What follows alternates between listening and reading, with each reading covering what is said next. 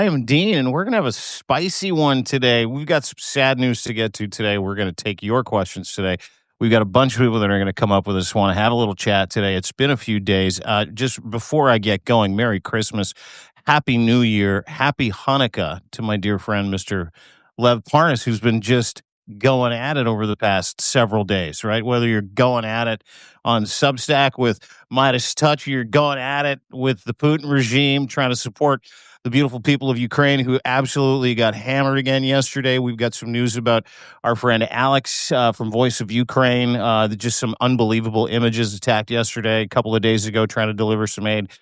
So we're going to get to all that today. Just how are you doing, dude? It's been a while, right? You've been going Yeah, hard, yeah. yeah. So, first of all, I just want to start off by saying, I love all of you. I mean, thank you. I see everybody in there. Nick, Shane, Ellie, all our subscribers. I just want to say thank you, Pegs. God bless all of you. I mean, Mm. all of you coming in and supporting, because, like you said, I came to this movement. It's not about Showtime. That our platforms, like your platform, my platform, Zev's platform, Ellie's platform, we're here. Nick, Shane, all of us are trying to get the truth out. You know what I'm saying to you? We're trying to get to be able to go out there and really save our democracy. And people are going out there and supporting us and building and doing it. And I just can't take the bullshit. You know what I mean? I told that to everybody when I got on this platform. I said, don't invite me up if you don't want to hear the truth. Don't get if you don't want me, because I'm not gonna sugarcoat shit. I'm here to be able to undo a wrong that I feel a lot of responsibility for. So yeah, so this week has been crazy, man. It's been just like one thing another night, and I'm here with you guys today. So keep hitting those hearts. I know a lot of you have a lot of questions, and and I'm here to answer them. And I'm here. So I know if Dean has to go, I'll still stay. If I'm in it for the long haul today. I uh, haven't seen you for okay. a few days, and I miss your face. Oh, I love you. Awesome. So let me tell you guys, we have a full detail. First, I want to tell you everybody about Alexander. I want to give you an update because all your prayers and everything. God bless you. He's alive. He's not out of the woods yet, but he's alive. He's alive. He's kicking, and I got a chance to speak to him today, so I could tell you, that's why you see I got smiles. I'm in a different mood. I got a lot of energy. And the best news I was able to get is we were able to get him out of Kharkiv, and he's back in Kiev now. It was very difficult because of the people there involved. Tonight I'm gonna, without, because there's so much to uncover and tell you of what Mhm. happened. I'm gonna write a full Substack letter later today with pictures, videos, and all kinds of stuff to give you a full outline of what happened, what's going on, because they were targeted, and there's a lot. But the most important thing I want to say is he's back in Kiev. He's at the hospital. I just don't want to say where, what, and anything, because just for security reasons. Yeah, he'll get Uh, targeted. but, Yeah, yeah, but but was injured. There are a few of the guys in the car that they were driving were injured. They were targeted. one guy is more seriously injured. Yeah. The other guy got away with mostly scratches. Alex, right now, he has a serious concussion. He has lacerations across his eye. He almost lost his eye. It was like the doctor said, this close, his eye.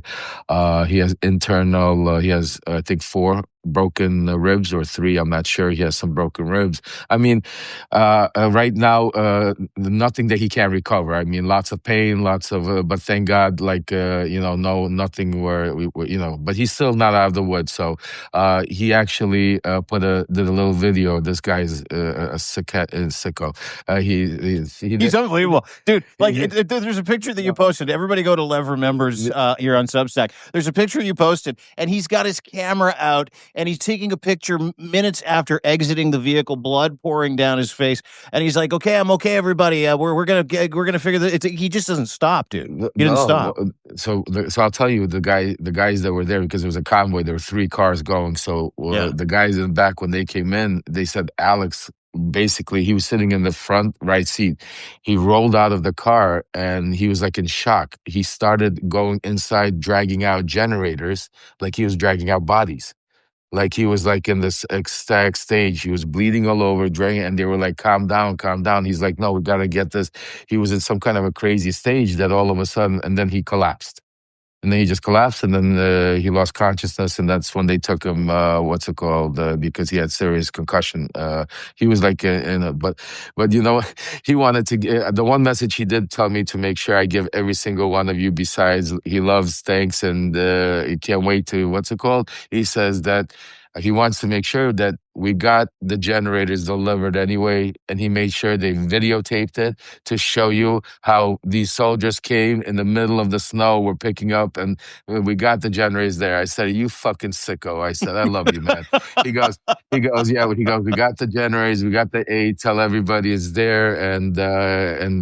I got. He sent me some incredible videos of just mine. I mean, it's another miracle, folks. I mean, as bad as it was, but it's another miracle, another Hanukkah, Christmas, Yeah. whatever holiday you celebrate, it's another miracle because the way he explained, first of all, the way the guys in the back explained to me that basically there was a drone that was in the air, and the driver, first of all, it was a major snowstorm. Yeah. Major Yeah, it was a snowstorm. huge blizzard. Like, you could see it behind Blizzard. him, even right after they crashed, Blizzard. dude. Yeah, yeah, Yeah, whiteout. blizzard. Yeah. Like you could blizzard, whiteout. You can't even see where you're going, and all of a sudden he sees a drone. What the driver sees a drone, starts trying to evade the drone. It's almost impossible to evade the drone. The only way they were able to, they said that what saved him, because otherwise the drone would have probably nailed him. What saved him was the driver. They fell into a ravine, and the drone hit like right next to them, and it's just like it's all over. Yeah, like all over Kharkiv. People are saying that, can't believe even like, what's going on. So, but Jesus, thing, dude. yeah, guys, he's definitely a badass. I mean, he's my cousin. I love him. The shit that he pulls lately, like, I tell him, I said, look, you got other people that could deliver this stuff, because he went right. I mean, he was right on the Yeah. front line. I mean, when you see some of those pictures and videos he sent me, where they got it and who he delivered it to, Slava Ukraine guys. I mean, we are. I'm telling you, forget what Trump and all of them and Putin think they're up to. The people there have so much heart. I mean, Alexander's just one example of so many Ukrainians out there that are they know, with the Canadian support, with the American support, with the worldwide support, they're going to kick Russia's ass. Oh, yeah. And that's, we could lead into what's going on now in Ukraine. I mean, just think about Putin unleashed today. It's so Alex says to me, he goes, I left. They were bombing us in Kherson and Kharkiv, where he was in the Donetsk area. He goes, that's why they got me out of there quickly. We got to Kiev, so because he was like ran the front line and the medics, So he goes, and now I get to Kiev. He goes, and they lit us up. He goes, you don't understand what happened in Kiev yesterday. He goes, the city of Kiev was on fire, like Hmm. and think about. So you have Putin doing this right now. Zelensky's supposed to meet, which I broke that story a couple of days ago. Tomorrow, literally, they're meeting at Mar-a-Lago. Yeah. He's having him come to Mar-a-Lago. Yeah, Zelensky, actually, I don't know if you know this, he's making a pit stop in Canada on Yeah, his tell way to me about it. Mar-a-Lago. Yeah, that was an interesting story, too. So, welcome to Coffee and Dean, by the way. Everybody get your questions in. You can chat in the paid subs. This is all about you. We're going to have some people on in just a minute. But to your point, after 500 Shahed drones, 40 missiles, hammering Kyiv all night long, city's been plunged into darkness, mostly infrastructure and civilian casualties, targets were hit again yesterday. Zelensky rearranges his meeting. And what he does is he's like, yeah, I'm going. I'm going to go to Mar-a-Lago. I'll come have a chat with you, young man. But I'm going to stop in Canada first. And Prime Minister Carney cleared his schedule today. He's on his way to meet in Halifax. I believe they're going to get together in about an hour and a half. And he has a bilateral meeting, a multilateral meeting set up with the Coalition of the Willing before he actually heads to Mar-a-Lago to armor him up, to suit him up, to say, this is what we will do, this is what we will not do. And we, as Canadians and as a country and as the Coalition of the Willing, are fucking lock, step with you, brother. You go down there, you assert your power, you assert the peaceful nature of the people of Ukraine. You tell them we're not giving you jack shit. You cannot have Zaporizhia for your fucking Bitcoin dreams. You cannot have Donetsk. You cannot have fucking Crimea. You go in there with your balls out and you go in there with your chest out and you tell them we are right here with Vladimir Zelensky. And I got that from the folks in Carney's Orbit today. So that's literally happening in the next hour, my man. Folks, that's some breaking news right there. That's why you make sure you follow this monster over here of Dean Blundell. That's some incredible stuff. No, I'll tell you this much from, I actually wrote an article about, I think yesterday. My days are so confused already. But yeah, no, so this meeting they're having in Mar-a-Lago, and I think me and Shane are going to do so. So, folks, Shane is also going to come up later. We're going to have lots of people. Nick is here. But Shane has been doing some important reporting on Kushner, and we're gonna do a live maybe either tomorrow during the meeting or after or Monday following up. But I just want to let you guys know this was all theatrics. The reason why Zelensky's in Canada is because Canada, Europe, Ukraine, they know. See, the media is not telling you what the game, but I told you. There is no peace deal. There is no 2021. What Zelensky is doing, this is all theatrics. Zelensky could turn around and say, I will give you up Zaporizhia. And you know what? Putin's still not going to take it. Because at the end of the day, Putin is using Trump, as I've been explaining to you. He needs America in it. The whole world wants America out of it. This is not about peace deal. This is about getting Donald Trump out of the situation. There's like, dude, nobody wants you. You're not giving us any weapons. You're not shut your mouth and go suck your thumb in the corner somewhere and leave everybody, go change your diapers or something. Leave everybody alone. That's what Zelensky is going to talk to him about. See, people don't understand, this is like, and Trump is going to come out there and basically try to hammer him.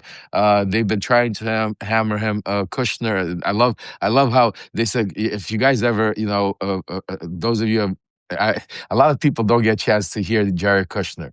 Like he's this whiny. Yeah, he's like a fucking little zombie, right? He's like this little fucking wafy zombie that walks there. You never hear him say. And then when you do hear him talk, he's like, "It's a Law and Order, it's country Law and Order."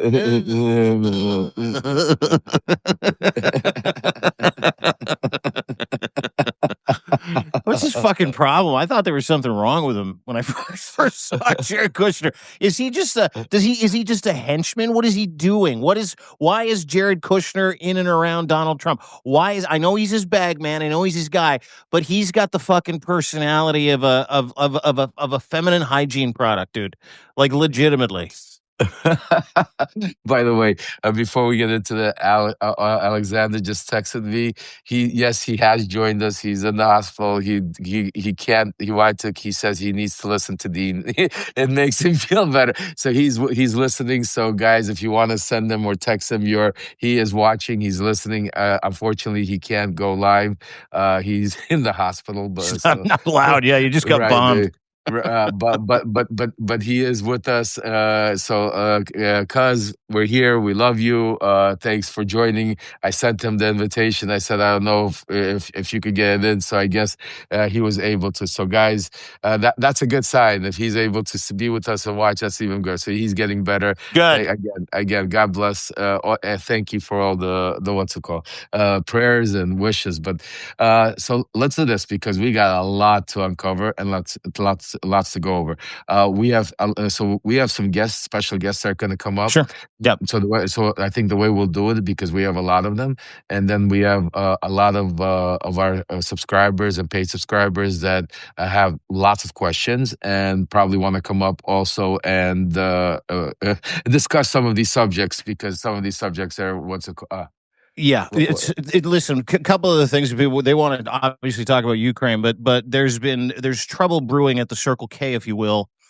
We had a fight between Zev Shalev and Michael Cohen, and then Lev came to everybody's common sense back and kind of forced the issue. So we got the Cohen thing to deal with. Because now I'm getting people screaming at me, going, "Pick a side." I'm like, I don't even fucking know what's happening. It's Christmas. And then as soon as that's done, we now have issues with Meidas Touch, which need to be addressed today. And why I love talking to Lev, why we're going to do this with you. And folks, you've got questions, so we'll take your questions about both of those subjects as well. Is that when I said to Lev today, I go, are we doing this? Because these are contentious subjects, right? These have to do with friendships, had to do with business relationships, has to do with family, has to do with content, has to do with democracy. And I'll tell you what my friend Lev Parnas said to me. Abso-fucking-lutely, bro. We'll talk about everything. I want it all on the table. I am an open book. So let's just address what we're going to do here today from that perspective. Who's our first guest today? Oh, hello. Hello. Did you just see that, Zev? How do you do this shit? He just appeared. He was like, whoa. I have magic tricks up my sleeve, and this is one of them. So nice to see you guys. How are you? Yeah, dude. Merry Christmas. Merry Christmas. Likewise. Happy And Hanukkah. happy I've been gone Hanukkah. a couple of days. Look at all the Yeah. craziness. Oh my Well, God. dude, that's what I wanted to ask you. Is like, fuck, I got inundated over the Christmas holidays with people saying, when are you going to come to Zev's defense? And I'm like, I don't really know what's going on other than he had a fight with Cohen in a podcast with Lev. Zev, I think you have a little echo. Oh, yeah? Yeah, could be that I don't have my headphones on. Yeah. Let me Yeah. let me turn this down a little. Yeah. So while Zev is doing it, let me give you guys a quick rundown of what. So Zev has like 10, 15 minutes. That's why he's special today. Oh, yeah. Perfect. So we're going to have Zev join us. Then we have, right after Zev, we have Ellie that's going to join us. And then after Ellie, I think Nick Prado or Shane is going to join us. And then after that, it's all you guys. All your questions, you could come up. For all the paid subscribers, I'm all yours. Dean's all yours. Will be here. But while we have Zev, because I know he only has a few minutes, let's get into exactly what transpired. Zev, you want to start it? You want me to tell everybody? Well, I don't even know what happened since the last few days. I've been following your lives, and I know we've spoken, but I don't have the real details of any new. Can I set the table? Yeah, go ahead. Let me set the table. So I'll take you through what I know. First of all, just so everybody's aware, we have a bit of a rift with Michael Cohen, Zev Shalev. At the end of a podcast, when Zev, if I'm to understand this correctly, you're pressing Michael about how he tried to help Trump, with NDAs, tried to brush back and push back against some of the accusations around the Epstein affair, if I'm not mistaken. The timeline and some of the stories that Michael has told about his non-involvement or involvement seem to be different than what the facts remain. You press him on it. You leave the podcast. At the end of the podcast, I just found out today. Different podcast, actually. Completely different thing next day. Yeah. Okay. Next day. Yeah. So then walk me through that. That was the impetus for it. Let me walk you. Yeah, let me walk you through, because I know people were going after you also, because where Dean said. I just want to tell everybody. You can see where Dean is. Dean is here with us. Dean stands on the right side. Dean stands on the truth and nothing but the truth. That's why we're all here, because none of us here are some big corporate media sponsor. We're all independent. This is real independent journalism, folks. Not me. These, the people that are going to come up and talk. These are people that are out there really risking and doing everything to get you guys real truth, not some spin that these big media and some of even the pundits on the Substack are turning it into. And that's what we're going to talk about. So what happened is this, folks. Listen, we were having a podcast that had to do with Donald Trump when he was having a speech. Zev called up, invited a nice panel. Ellie was there. I was there. You came up for a little bit. Wajahid Ali came up, and we invited Michael Cohen. And Zev asked me, he said, is it okay if we ask questions? Or I said, oh, absolutely. I said, I couldn't even imagine why not. Why would we be doing it if you're not going to ask questions? Right. I said, ask all the questions you want. That's the purpose of our Substack. So then we get on there, we're sitting, everything. The Michael Cohen and Zev starts asking Michael about certain questions. Now, Zev was not confrontational. Zev was not aggressive. Zev was not trying. There's no. No, he's none of those things. No. But there was no. No, I'm saying to you, it was no "I got you" moment. That's why it wasn't a gotcha thing at all. It was no "I got you" thing at all. But it was leading into a time period where, because I go back with this still time period a little bit from Tara Palmieri, because Tara Palmieri had a live with Michael one time, and I wasn't on it, but I watched it. I was watching it, and they knew. And she did the same exact thing. She started asking him about a certain period of time and about a certain case that has to do with Katie Johnson, and that's a very particular individual that I, for a long time, have been trying to fight for. And you guys know that to make sure that we find out who and what, because she was a 13-year-old girl that actually was abused and had the courage to go up and file a lawsuit that these scumbags wouldn't even couldn't even deny till this day. Instead, they threatened her and they went after her and they shut her up. So it's a very it's besides all of the survivors and all of their stories, this is a very particular story, and we still to this day don't know who Katie Johnson is, where Katie Johnson is, if she's still here with us or hiding it because of all the turmoil. So here we got he gets into a major fight with Tara Palmieri, just like he did with Zev, just the Yep. same exact way.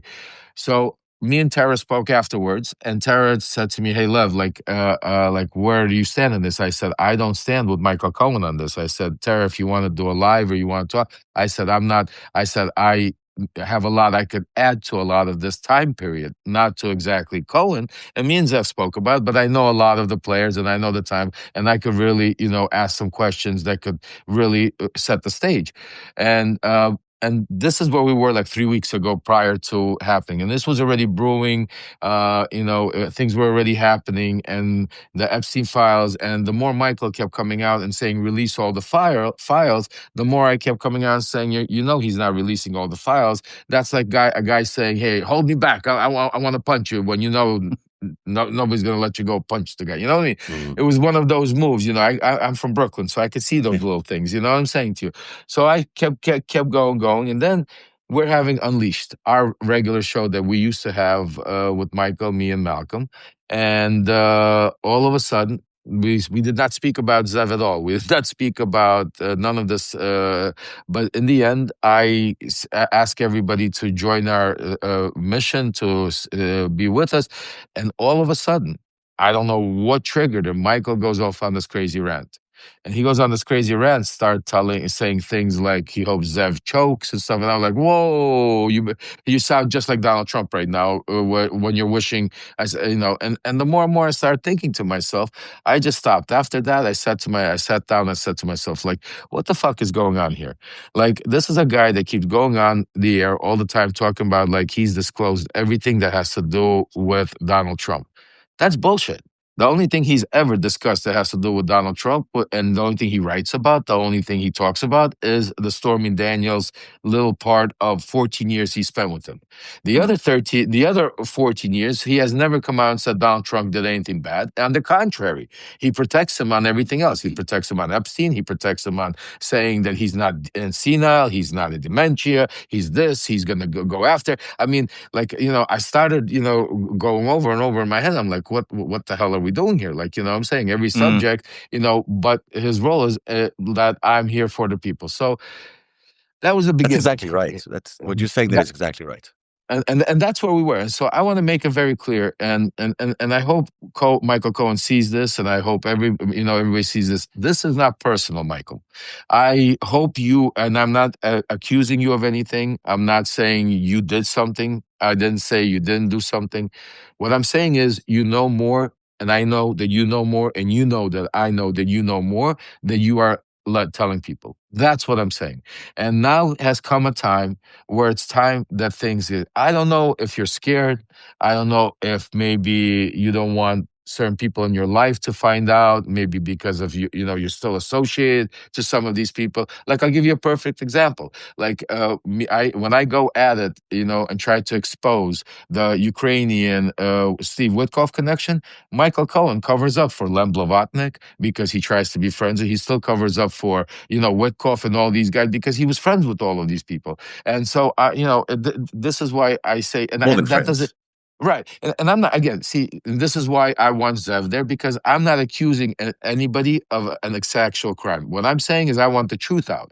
I want transparency. That's why we're here. If you're going to sit and you're going to tell people to send you money, and you're going to tell people to, support you, and you're going to say, then you need to be transparent. And that's why, that's all I care about. I don't care about, and I say to everybody now, if, hopefully I'm wrong and we're all wrong and Zev is wrong, because I don't want Michael to be some kind of one. I hope he could come out and say, "Hey, Zev, this is how here Ellie, this is what here Tara, this is hey Lev, this is what," and we'll say, "Hey, just like I did for 6 years when I was tormented at home. Zev investigated me.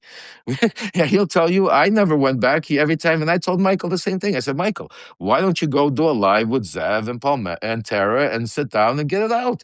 You have nothing Yeah, to get to hide." the bottom of it. Well, listen, let's Yeah. if I can So too, yeah, go just kind ahead. of Yeah, go give a ahead. quick That's get quick catalyst, and I want to throw it over to yeah. Zev. It seems to be sitting around the accusation that Michael Cohen may or may not have been involved in helping make the rape attestation by Katie Johnson go away due to a series of threats. That was the tenor of the conversation for Tara Palmieri, which is why she got into it with Michael. That was again something that Michael got very angry about, very animated about with you, Zev, if I'm not mistaken. If we're going to boil it down to a catalyst, that would be it. It was that, and it was also the Maison L'Amitié, the house The in the, the Palm house. Beach, where there was, clearly, it would be hard to assess this any other way. There was a lot of money laundered from the Russian oligarch Rybolovlev all the way through to Donald Trump through the sale of this house, something like $50 million in unusual profit at a very weird time in the market to be making that kind of profit. So, Michael Cohen admittedly says that he was the person responsible for doing that sale. He knew he was in the middle of the sale. He was the lawyer engaged in doing that sale. Now, if Jeffrey Epstein in his emails is suggesting that that was Russian money laundering, then, it should be looked at as Russian money laundering, at least from every other perspective as well. We also have a lot of evidence around this. There's a lot of investigations from the Senate as well, in the Wyden committee. So in the Wyden investigation. So you've got a lot of evidence building up around what happened in this incredible sale of this house that used to be owned by Leslie Wexner. And so that's that to me is actually the bigger, not that they're both massive, but that one to me is the actual crime that can be proven beyond any Wow. doubt, because there's actual money that's being flowing through. And I'm not saying that anyone is guilty of a crime. I'm not saying that Michael Cohen is guilty of a crime, but it sure looks like money laundering happened between the Russians. And even in his own book, Michael Cohen says that Donald Trump told him that it was actually Putin who bought that house and sold that house. So he even acknowledges in his own book that it might have been money laundering. So to now step away and say, this is just ordinary be real estate, this is just nothing to look at here, doesn't strike me as genuine. And because of that, it makes me want to look at it even more deeply. Like, why is this man who's coming clean, who's got all these, who says that he's helping fight Donald Trump, why is he not telling us the truth about this thing? Because it looks like, if it walks like a duck, it acts like a duck, yada, yada, yada. So what's he hiding? You guys, like, what is Michael, in your estimation, is he hiding? Because it seems like he's got one foot in, absolving himself of a lifetime of working for Donald Trump and trying to save his reputation, if I'm reading the tea leaves correctly. But he's still got his other foot firmly in. There are just certain aspects of criminality I will never fucking talk about. He was his fixer for many years. I don't know how many years. He was his fixer. All these 14. allegations that keep coming up in the Epstein files about torrid things that that Donald Trump allegedly did during his years with Michael Cohen was his fixer. Michael Cohen claims he knows none of those things, but that there are complaints in the FBI files about those things. So if he's his fixer and his lawyer, he should be able to at least say something about what happened during those periods of those years where there's all these credible allegations. I feel like, even though they were not, they didn't lead to a court charge or anything like that, but there were credible allegations. So you have to ask the question. Now with Katie Johnson, there's a lot of questions around Katie Johnson we just don't know how to answer. But he claims that he was involved in a case called the Jane Doe case, But the Jane Doe case is actually the Katie Johnson case refiled in New York by Lisa Bloom as the same case, but just filed under an anonymous name. So either there's another case we don't know about where Donald Trump and Jeffrey Epstein were accused of rape of a child, which would be stunning if there's another case. He should tell us more about that case if there is another one that exists, or these two cases are actually just the same case, and he's remembering it as Jane Doe, but actually it was Katie Johnson that he was dealing with. Now, he says he sent private investigators to this person's house, and the house turned out to be the wrong address. Well, why are you sending private investigators to someone's house who is accusing somebody of raping A child, It's a not, child, a a child. child, yeah. A Like, child. what You're is sending that? Is that so right. So normal? you're sending right. Is it normal to send private investigators to a child's house that's saying accused to discuss with the child? I mean, it's just there's a lot of questions and that time period. And the one thing that Zev says 100 that keeps getting me really upset because we keep doing our show Unleashed, and he keeps touting that how well he knows Donald Trump, how he 14 years, he's side by side, that nothing happened in that office without him knowing it, that he was that nobody knows him better than him. I mean, this is the same thing until these questions are asked. As soon as you ask him a question about something like Ukraine or Epstein or some of these Russian oligarchs or stuff that really goes into, there's nothing. So then I sat back and I did what Zev does. I did a little investigative work, which I tried. I don't know how to do, but I started saying to myself, I took a piece of paper and a pen and I said to myself, he keeps saying he testified 8 times in Congress. He has this pitch going, right? What did he testify? It was the same thing. It was the same. I mean, out of the 14 years, Michael Cohen has not given us anything that Donald Trump has done wrong, except for trying to clear his name in 2 things. He's pissed off about that he was accused of something Russia. in the Russia report, and that's why he keeps calling it fake and tries to protect Trump on the Russia stuff. I mean, it's insane.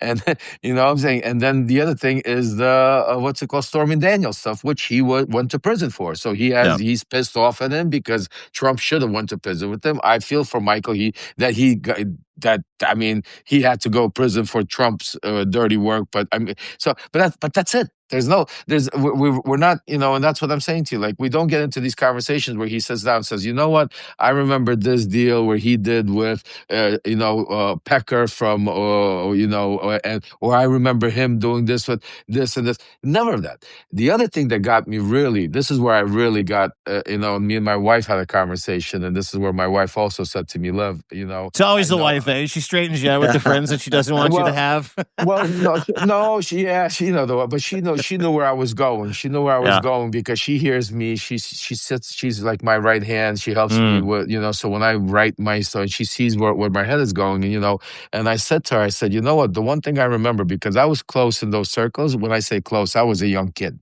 I was running around as an interpreter. I was trying to be a hustler. I was doing that, but I saw, I was not one of them. I was not accepted as a billionaire and to be in one of those parties or so. Just understand, I was like a 17, 18, 19-year-old kid. But my ears and eyes, I saw people, I saw after, I heard, so I saw what was going on. And what I could tell you is, I remember very vividly that era, the 90s and the early, and that part of the early 2000s and everything. And I started saying to my wife, I said, the one thing is, Michael Cohen keeps saying, and is that he was either CEO or president of Donald Trump's what's it called, beauty The pageant, pageants, yeah. the beauty pageants. Mm. Epstein was Donald Trump's best friend. Why does Donald Trump need a teen Miss USA? A teen Miss USA? Like, I mean, you already have a Mary White, and at that time, so I started, saying to myself, like, these motherfuckers were probably somehow trafficking these. This is why, it was another way, instead of saying a modeling agency, I'm going to do a Miss Teen USA, because it's even bigger. You got all of these young girls that want to win this one prize, and they're getting all the, I mean, it's all of this starts to come to me, and I'm saying, like, why isn't Michael, I mean, okay, I can understand you want to like say it's not that bad, but to whitewash it to a point to say that Trump did not walk in, and you never seen Trump walk in and say that while the girls were naked, we always he when he had some he said something crazy to the fact that I dealt with the parents and all the parents came to all of these events and they signed consent. I was like, what the fuck is he saying right now? Everybody Like, knows that stuff happened backstage exactly. at That's the. that's what I'm saying to you. Like Yeah. this is simple. You can admit like this. Yeah. So these are the things that made me, and that's why when he brought my son on to try to whitewash himself, to try to make himself look like and ask him questions. Like I watched a little bit of that podcast. I wanted to throw up. Like talking Yeah. about how he is. Did you see? Did you watch the podcast? Well, I did watch hold the it. Yeah, podcast. this is the one with Meidas. Is that correct? He did. Yeah. Did he do a show on the Meidas Network? Is that where this Well, this started becoming an With issue with you Aaron, and yeah. Meidas? Well, they're partners, of course. Midas Yeah. promotes them. That's why, that's why that was one of my issues with Midas. I mean, that's their business; they could do it. I just told them, It's a listen. big issue. It's a big issue. I said, you know what? Right now, what you guys are doing is the same thing all of these people did with Epstein. They knew that there was a problem. They still dealt with them. They still was. So if you're going to go on a show with Michael Cohen and you're going to go out there and you're going to support this, sit with him and say release the Epstein files, you better be ready that if those Epstein files are released and Michael Cohen knows something about it, don't be the one that sits down and say I know nothing. I wasn't doing a show with him because I'll come after you also. It's a warning to all of you out there that do your due diligence. That's why I said to the Midas. So Michael used Aaron to justify his whitewashing of any alleged involvement with the Epstein files, with Epstein. Not just Epstein, just his name. Because so look at the time frame. So first of all, my son Aaron is the first one that warned me to stay away from Michael Cohen. So let's start off with that.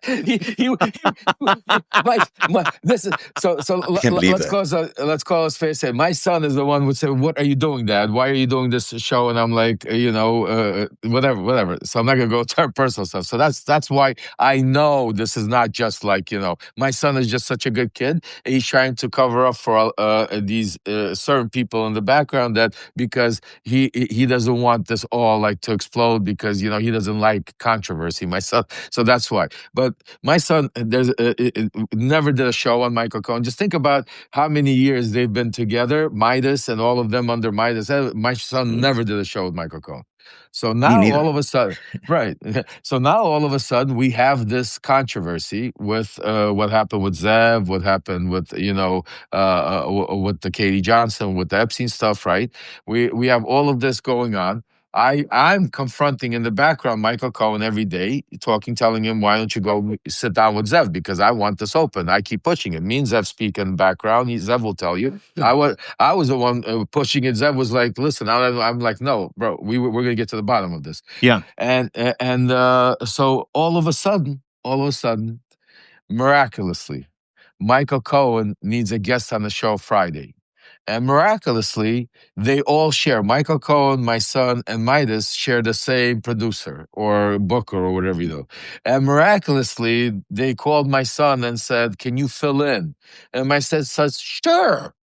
My son that doesn't have a time to fart, let alone speak to his own family, said, sure, I'm going to go spend an hour on Michael Cohen's show and talk about Epstein and all and make it seem like Michael Cohen now running. So Michael Cohen, what's he doing? He's running around Substack and everywhere else posting it. Look, me and Aaron agree on everything. Me and Aaron, because he sets up the question like all these people are trying. Aaron, he goes to all we want. Don't me and you agree? Or we want just the files to be released. Those type of questions where Aaron has to agree with them, and it's like clickbait. No, Zev. Look, we all have to be aware here that, and it's sad because it's getting on a family level, but these are operational things that people do in order to discredit people. You have been talking for weeks now in our shows that we've been doing that the Trump administration is building a campaign against you to discredit you. And then you have this, you have Aaron sort of weaponized, or I don't say weaponized, but certainly everyone knows that in order to get to you, boy, you get to your relationship with your son that you love so much. That's how you would, if you were doing an operation on somebody, that's how you would think. And the truth of it is, the more you become more accurate and you reveal more and you share more information, that your reporting has been pretty exemplary over the last few months. You've been telling us things no one else has been able to tell us. That The obviously best. gets people upset. Yep. And when that happens, they take action. And I've been through this myself before. I know what it feels like when you get to a certain point where you're pushing the boundaries of actual news. You're not just opining, you're telling people what's going on, which is certainly what I try to do on the on narrative. When that happens, they push back, and they push back because they're a very powerful network of very, very wealthy, very successful, and also aligned with Russian people who are very interested in collapsing what we're doing, because they want to create basically there's this thing called what's it uh, when you create a opposition, an active opposition against you. Um, Uh, there's a term in Russian, right, it's right, right. espionage craft. Um, Оппозиция. Anyhow, but it's basically the idea is that you Anyway, set up and yeah, you basically so, set up your own opposition to your own self. So I'm not saying that anybody is involved in this, but there are obviously groups within the left who are also funded by malign influence and are also trying to shape the narrative from the left as much as they are from the right. And so there are very few actual independent people out there, actually, when you look at it. And oftentimes independent people are not given the limelight, are often shunned, or often put into the background, because that's just the way they like it. These guys have got power to create a network that is fully it blew up. My narrative predates MTN by years. They basically borrowed the idea from me, but good for them for iterating things. But I do find it kind of challenging to see how they've grown to the millions and millions of viewers they have, where I get shadow banned everywhere, and I can't get up above a certain number. I mean, that doesn't always add up, and maybe they're much better at what they do than I am. That's okay. But all I'm saying is, in all these years, I've never been invited onto the Meidas network, not once at all. And I have covered stories that you think would be right there in their ballpark for all these years. So, and that's why Zev, and I'm sorry to interrupt you, my brother, but that is why I had my issue with Midas. They're separate issues. Michael Cohen and Midas for two. You're 100% right. And with Midas, and I spoke to Ben, and I said you became a product of your own, what you built against you when you started independent journalism. Because I remember the brothers when they started out, when they had nothing, when they had 100,000 subscribers on X back then, when they were nobody, when they were just starting out and they were just trolling Donald Trump. I was one of their biggest. If you take a look at all their interviews, I guarantee you, I'm the biggest draw of all their interviews. They made more I would money say on people me like you and Cohen, to a lesser extent, guys like you made that Meidas Touch network, because that was when they exploded, is when they grabbed you and started exploiting your stories, your content, your information. You started to address it. I didn't know that they existed until you came to the forefront, until you decided to start blowing the whistle, dude. Right, except for the difference between me and Cohen. With Cohen, they were partners. So with Cohen, they're partners. That's why they promote him everywhere. And that's why I said, I mean, I'm transparent. It is what it is. Everybody got to be transparent. I'm not partners with anybody. I'm not about the dollars and cents. Who is Listen, partners? Can I actually add something here that I think is important that everyone yeah. understands? There is an actual connection between Michael Cohen and Victor Vexelberg, and Oh, a yeah. company where he received $500,000, I think, in consulting For fees in lobby. 2016 to For backdoor lobby. stuff to Donald Trump. Yeah. A lot of money by any stretch of the imagination. I mean, you can call it consulting, which is what they called it, or you can call it something else, but I'll call it consulting because that's what they said it was. That same Vexelberg guy, it's through Intrasa, his company that they that his cousin runs called Renovo in the United States, but still Vexelberg. Vexelberg is also connected, by the way, to Ehud Barak, also connected, by the way, to Jeffrey Epstein, also connected, by All the of way, them. to Peter Thiel. But So but the funny part is you don't see Vexelberg's name in the Epstein files. You don't see any Russian oligarch name in the Epstein files. You don't see you no don't. Russian mention in the Epstein files.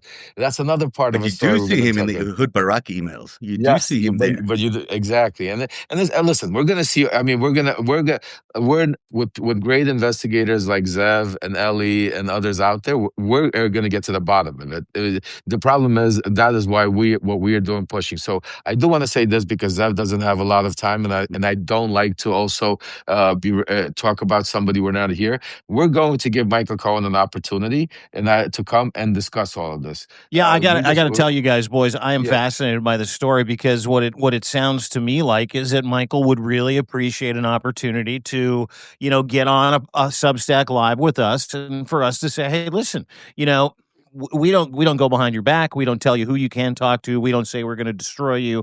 We're just here to get to the bottom of the story. And what is that story? What was your involvement? Is there something that you want to tell us? Is there something you want to absolve yourself of? To your point, which you said at the start of this whole thing, Lev, which I thought was fucking brilliant, which is why Zev and I, we talk about you behind your back, and it's always good. Why we love working with you, because you always, you mean what you say. You don't double speak. You put it on fucking Front Street, even with Ben from Meidas Touch. And I happen to think they do a good job.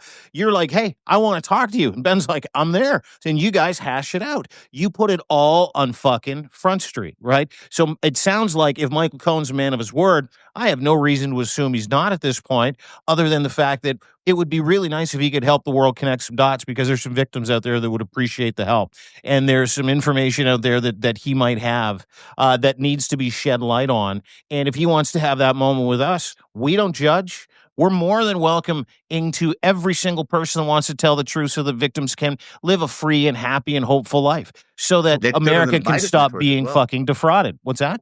Let's go to the Meidas network as well. Absolutely. Happy to do it on the Meidas well, network with the Meidas all guys. the let me stop you guys and tell you what we are going to do, because that's why we're here, because I want to give everybody an announcement. We are. I've spoken also to Tara. I'm sure Ellie's going to come up. We'll see if she wants to join the panel. We are going to put together a panel, and we are going to have the Meidas Touch hosted with Michael Cohen and Ben, and they're welcome to come there also. Anybody wants to come, we're going to have a panel, and it's going to be live in front of Substack. No fault. And I told, and I say, I want to repeat again, for everyone that sends me a message or sends me and tells me that I should not do this in public, that I should call, we should hash this out behind the scenes. You don't know me. I don't do that. I don't have secrets. That's why I have you want to talk. We're not going to go behind the scenes. We're going to hash it out right here, because Right there's nothing to hide. Right here in front of each and every one of you. That's why you support us. That's why this is real independent journalism. We're not going to give you another CNN. That's why I told Ben. I said, Ben, I love you, but you've become another CNN. That's all I said. What Acosta? You guys, look, I don't want to sit here and bash Acosta and all these people, but look, but just think about it. I break news. I get a breaking news all of a sudden. I'll give you an example of how things happen and why I get so pissed off.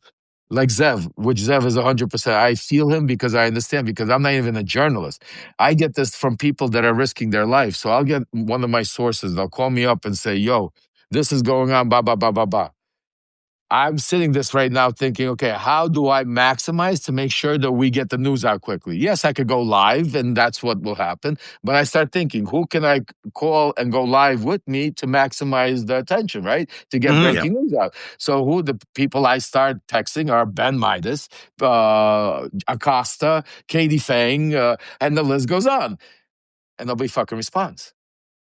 and you know how I get the responses I get from people are like, I'm booked this week, or let's do something 2 weeks from now. I'm like, 2 weeks from now, I'm not. What, you're gonna promote my book 2 weeks? It's fucking breaking news. It's not 2 weeks from now. I'm giving you, and again, listen, I don't need to go on your show. I don't need to go. Listen, I don't need to go on your show. I don't need the irony, but break the news. What pisses me off is like this whole thing. Another thing that got to me you really,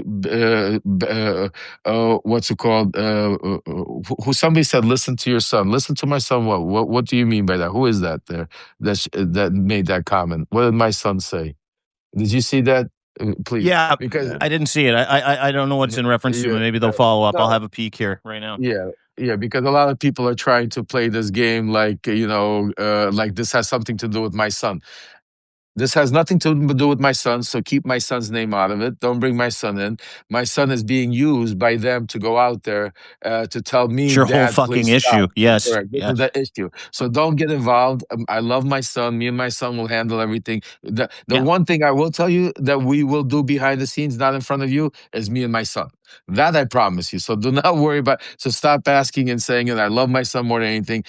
I don't have a problem with my son. I have a problem with people that are trying to exploit my son, and that is what we're talking about. They're trying to use him to cover up for and whitewash their own name. So please, folks, I love you to death. We all have kids. Leave my son out of everybody's mouth. Let's move on. We're talking about breaking news. My son is not breaking. It has nothing to do with this. My son was used to go on a podcast that you go, if you want to, you could go listen. It's boring, it's stupid, but the one thing, if you take a look out of it, that you'll get out of it. No, I texted my son also. I said that was the most boring and most odd Was podcast really? ever. But yeah, Fuck, I love it's you like so much. it's like he tries to be on the level with my son. You're a disbarred lawyer, criminal. My son is a genius lawyer that is out there doing the work. Don't put yourself on the same level. I see. My son didn't see it, but I watched through that hour. I see the clips that Michael Cohen wants to use to be able to put out to try to use that. Oh, Aaron Parnas agrees, Meidas agrees. Like to be able to fight what Zev and us and everybody's talking. So don't play the game. But I will Is say, he because I think Please go ahead. sorry. Yeah. No, I just think it's important to realize that all of this is not where we want to be reporting. I mean, I'm happy to spend as much time on Cohen as it relates to Epstein, as it relates to Trump, because I think that's very valid.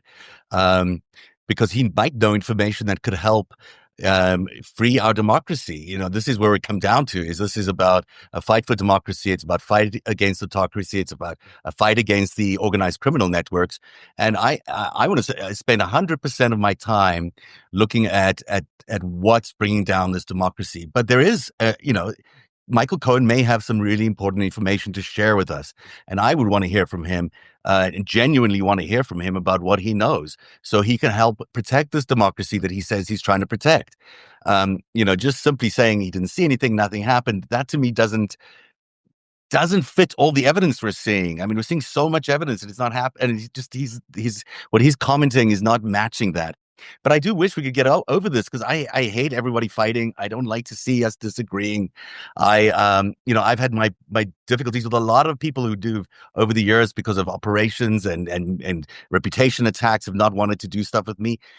At the end of the day, if we're all fighting to save democracy, that should be our number one focus. Right, it should be transparent.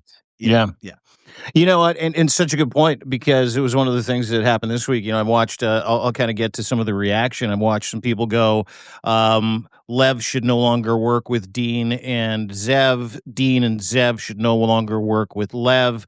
Michael's bad news. Lev's bad news. Dean's a gangster. Zev's a gangster. Lev's everybody's a fucking gangster. Get out of it.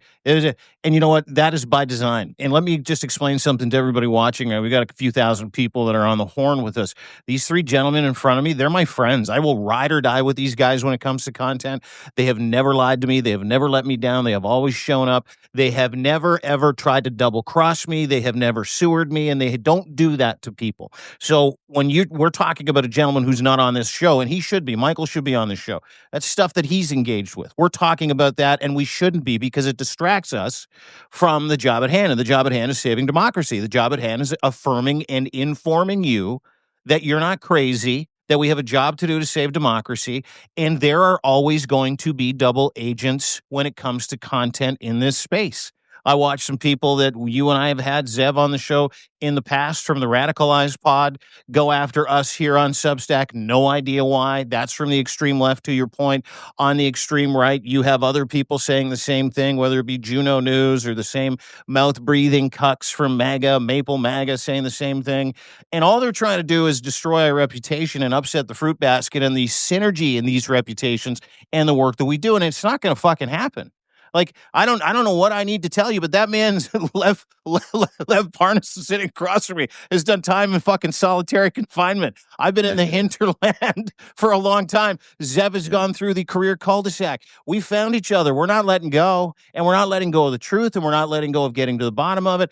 And if anybody out there wants to interject their kind of bullshit idea into our relationships in our world, we're not going to put up with it. We're just going to keep going forward. And we're going to spend as little time on this shit as possible because we're not the stories, right? Yeah. Meidas Touch isn't the story.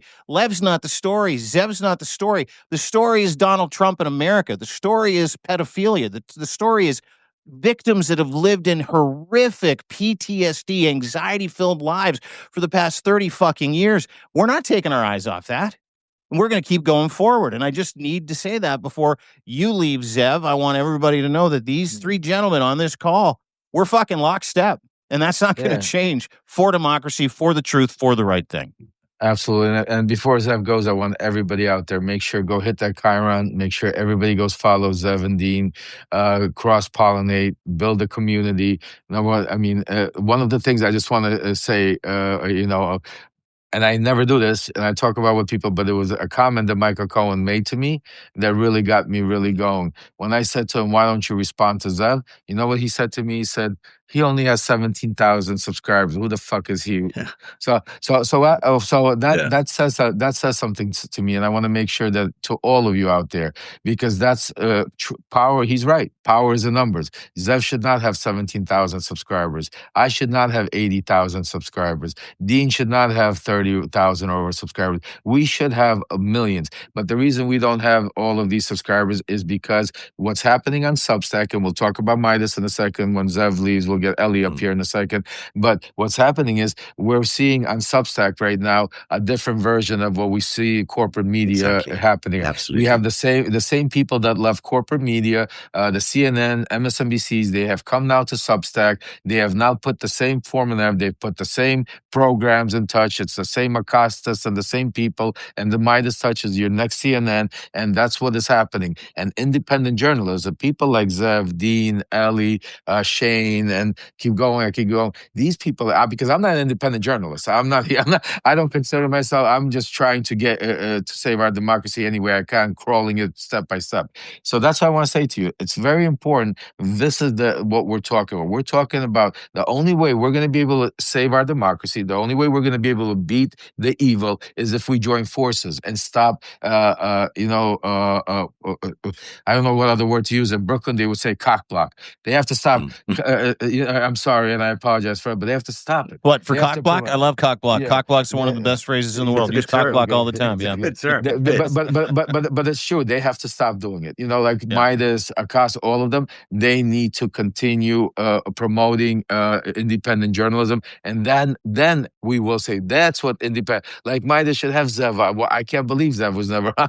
You know what, Zev? I can't believe, because think about it, 10 months. Why am I fighting? They haven't reported any of the news I've broken. Just think about that, Zev. Because all the stuff we're reporting is very touchy, in the nose stuff that is on the outskirts of what they consider acceptable. So, you just how would Meidas Touch not want all that context from the past 40 years of profit taking? No idea. I have a good resource for them, regardless. I can tell them a lot about Epstein. I can tell them a lot about Donald Trump. And the same thing with Ukraine. Why the fuck wouldn't they want your tip reporting on Ukraine? Like, why wouldn't they want the insight? But Zev, that's what I want to say to everybody out there. So again, same as I started with Michael Cohen, I want to make very clear about Meidas. We are not bashing Meidas. I'm not here to bash Midas. I'm not here to get to try to go after them or insult them. The things I'm saying to you, I said the same thing to Ben in his face. I will say I don't go behind the back. I think that Midas needs to fix some things, and I think they could be great. I think they're great. They've built an incredible, great platform. But I think sometimes, and this just happens in life. I've seen it all the time. We sometimes start off trying to uh, beat something, and then we become over time not realizing that same product of that same environment we Yeah. try to change, and that's what I think is happening with a lot, and that's what I want to change. But Zev, I love you, brother. Please, everybody, go subscribe. We're going to continue, Dean. I just want to bring Ellie up because I know Yeah. Zev has to run. Thanks, Love you, guys. brother. And Keep Dude, Merry fighting. Christmas, Happy New Year. Really nice to Happy see New your Year. beautiful smiling face. We'll see you Monday. nice to see yours. And I'm so glad Olex is okay and Yeah, getting thank God. on the mend. And that's just great news. I think everyone's just thrilled to hear that he's alive and well. That's the All best news we got today. Thank you, Zev, my brother. Thanks, Have a great guys. day. Talk to See you, soon. Big Cat. Bye. We'll see you Monday. Bye. All right. There you go, Zev at the end of his Christmas vacation coming to us from parts unknown. He wouldn't even tell me where he was. I'm like, where are you going? He goes, none of your business. I love it. All right, let me get some really salient points before we bring up Ellie. And I know that's who you're going to bring us up. Ellie, who's just incredible, Ellie Leonard. Salient points there is that we're just a bunch of people moving in the same direction. And if you're going to try and throw a spoke in the wheel, we're just going to keep fucking moving forward. And we're going to ask for accountability. And we're going to need you to prove that you are right. We're going to need facts. We're going to need, if we're going to move this thing down the road, we're going to need people like Ellie Leonard, ladies and gentlemen. Guys. Epstein Files historian. Can we call you that now? Epstein Files historian? I was going to Probably say that. No, I was going to say beyond historian. I mean, unqualified for anything. I feel like I'm here with, I have like a classical history degree. I've just qualified for nothing, so I'm flying by the seat of my pants. I love you. I love it. She's great. She's incredible. When I saw some of her work and we caught up, and I started going in and reading and looking the stuff and watching. I mean, incredible. And that's why I said I was looking through my messages. I go, I need to find Ellie. How do I get in touch with Ellie? I was like, I need. And then I'm seeing I saw. Oh my God, she sent me a happy Hanukkah. I didn't even see it. Yeah. Right. I was like, oh my God, Ellie. I know. So we are I get the Substack messages are so hard because it's hard to see anything in there just because they go so fast. So everything is just Substack is, but it's getting better. They're trying, and we'll fix it. One thing before we get started, I wanted to just respond to somebody. I saw somebody wrote in there about please be careful your mental health and everything. I want to be very clear to everybody. I appreciate it, and I love each and every one of you. And I agree with you. Mental health is very important. We have to be very, especially times like this. But I am totally fine. I've never felt better in my life. The fact that, and we'll discuss it, the fact that part of the campaign to try to discredit me was, instead of confront me, was to put out a mass email to everybody saying that there's something wrong with me. And who did that? That was. I'm hearing it was Brett Meidas. I'm not sure if it was Brett or if it was somebody. Ben said he had no ideas, and I give him the benefit of the doubt that he didn't know who responded. But the fact that just a recap, like people were sending them notes saying, "Hey guys, what's going on with you and Lev? Why don't you credit his reporting, et cetera, et cetera? Why are you using his son, all that other shit?" And their response in this email, and you've sent it to me, I've seen it, which was. And I sent you a note the next day. I'm like, I still can't believe they sent this out. Was to send an email or text out to certain people saying basically that you're not well and they wish you nothing but the best as you try and get your life together. I'm like, what the fuck was this? I know this man very well. There isn't a goddamn thing wrong with him. Well, they used the emotion of a father getting angry that his son is being used, and when this happened, I did what I do. Instead of calling them on the phone and screaming and going through this phone, I said, you know what? Fuck you. I'm gonna go live on Substack, and I'm gonna let the whole world know. We're gonna put it out to all our subscribers and let everybody know. So when I came on that first night, I was very. Not the usual Lev you see. I was cursing. I was aggressive. I could see where people could have said, "Oh my God, something's wrong with Lev." I could see it, and that's why I wanted to come on and say, make sure I'm all good, folks. But what bothered me was the fact that they try to capitalize on it and they try to move on it. And because I'll tell you, I have not, so many people have picked up on it and are going out there and saying, "Oh, Lev is crazy. Oh, Lev is rambling on. I unsubscribe to Lev because he's, what's it called?" So because they have a powerful voice, they're like Donald Trump. They see this is what they don't understand. What my problem is with them is they have such a powerful platform. They should be like when Ellie broke all that stuff about Wolf. She's breaking like incredible stuff that nobody. How come she's not on Midas, and how come there's not a whole section? We're not talking about Wolf. When Zev is talking at, and Ortera is asking these questions about Michael Cohen, how come Midas is not bringing them up and saying, "Let's ask the questions"?